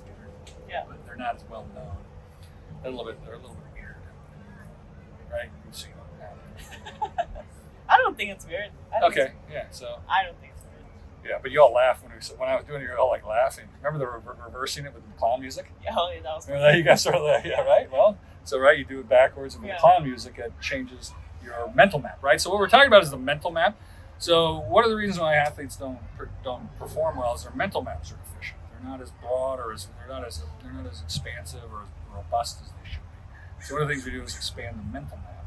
Right? It's how you view yourself in the world, and they're deficient in certain areas. Okay. So when you talk to people, and you've seen this before, when you ask them, what are you experiencing when you're competing, and you heard this specifically, we won't talk about the person or what we hit because it won't keep confidences. But what they say is like jaw-dropping, and you know when you hear it. Like, that's what's going on in your mind? Yeah. You're like, okay, let's work on that. Yeah. Let's work on, because that's not reality. Again, human beings have a difficulty seeing reality, so spirituality helps in that stuff, and religion helps in that stuff too. Like, no, you're not worthless and useless. You're actually the creature of the divine, right? His poema is perfect You're not made perfectly. You're perfectly made, as they say in the construction. Okay, so right, I had one. I'll tell about this one because you don't know them. I go, what do you feel like? She goes, I feel like someone has unscrewed the top of my head and is pouring disgusting sewage liquid into my body. I'm like, that could get you to not be a good volleyball player. That's gonna keep you from elite performance. Yeah. So then someone's like, why don't you tell them this is what's done? Well, tell them to pour golden liquid in. I'm like, that's not what's happening. It's a problem with the mental, right? So you use certain techniques and modalities to try to like get them to see one, that's completely normal, and two, that's good. It's a good thing. Right? And this is stuff that you studied like after, or how do you know all this stuff? Well, if you're a student of the game, you're looking into it now, right? And you're talking to me about it. It's no different than what I did when I was your age. So the book we read, I read was The Way of the Peaceful Warrior, which discussed spirituality. It's a little bit of a hippie book. I don't recommend it so much today because it's kind of hippie. Like, I don't know if you guys even know what that word means. Like, it's kind of out there. Even back then, it was kind of out there. Like these hippies, right? And so it kind of spoke about this connection between the spiritual and the human and the competition and everything like that. And I'd always been involved in, like, my mom was kind of a hippie and my dad was like a really hardcore scientist, so I got like pulled in both directions. My mom was like a total hippie. So she'd take me like in my tarot card, my aura read, so they'd read my aura. Yeah. That's really cool. And I get like with tarot cards, like what's going to happen with the tarot cards. Yeah. My mom was into that stuff. Did you believe those? I don't think that's the right question to ask. I understand it's this mechanism to the inspiration, the human. It's the divine spark. Okay, it's it's coming at it from different perspectives, right? So I get what they're doing. Yeah. Right? They're trying to expand your creativity, expand your mental map. Okay. Yeah. So when you're involved in creative aspects, they do a lot of work to expand their creativity by doing crazy things, right? Like Yeah. Right. You see it all the time. So that helped.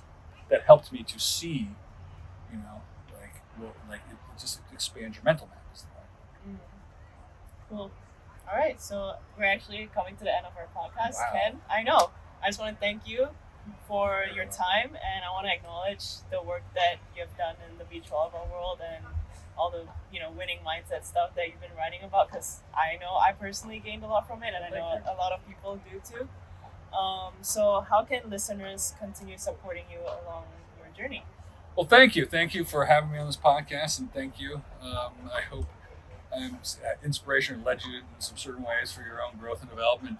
Obviously, people can come to my Facebook page and read, but to be honest with you, I do not need, or it's not necessary for anybody to support me. I'm at the time of my life that I'm happy to support others, right? So I'm happy to help others. So I would add, you do not need to support me, although I thank you. Feel free to read my stuff. But if you are out there, as I said this, if you want an elite athlete who wants to have a better performance, or you are a youth who is striving to become an elite athlete, for sure, I would love to help you. Cool. Is there anything else that you wanted to add that I might have missed? In the last 3 hours, we covered a lot of stuff here. I mean, it's a never ending. Again, it's a craft. Yeah. Okay, and you never fully learn your craft. You never totally hone your craft. You can always learn more about your craft.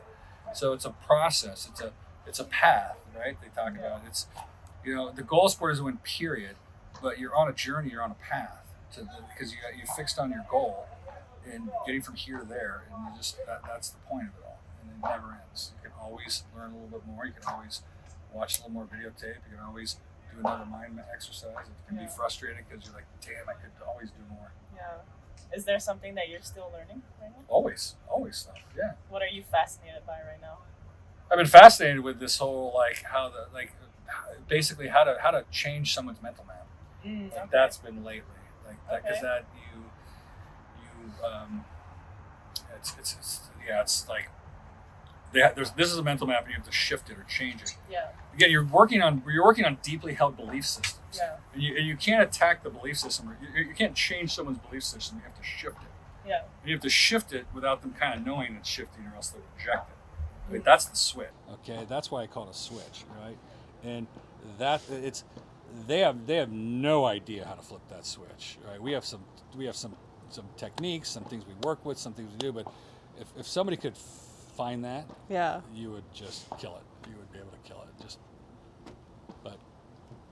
You'd solve all the world's problems too, probably. All right, flip that switch. Thank you. You're welcome. Thank you so much for listening. I hope you enjoyed this conversation as much as I did.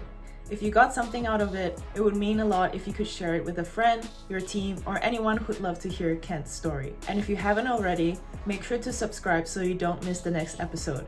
We've got some amazing ones coming up. We also have a Facebook group, which I'll link down below, where you can join our community. Thanks again for being here. I appreciate you all. See you next time.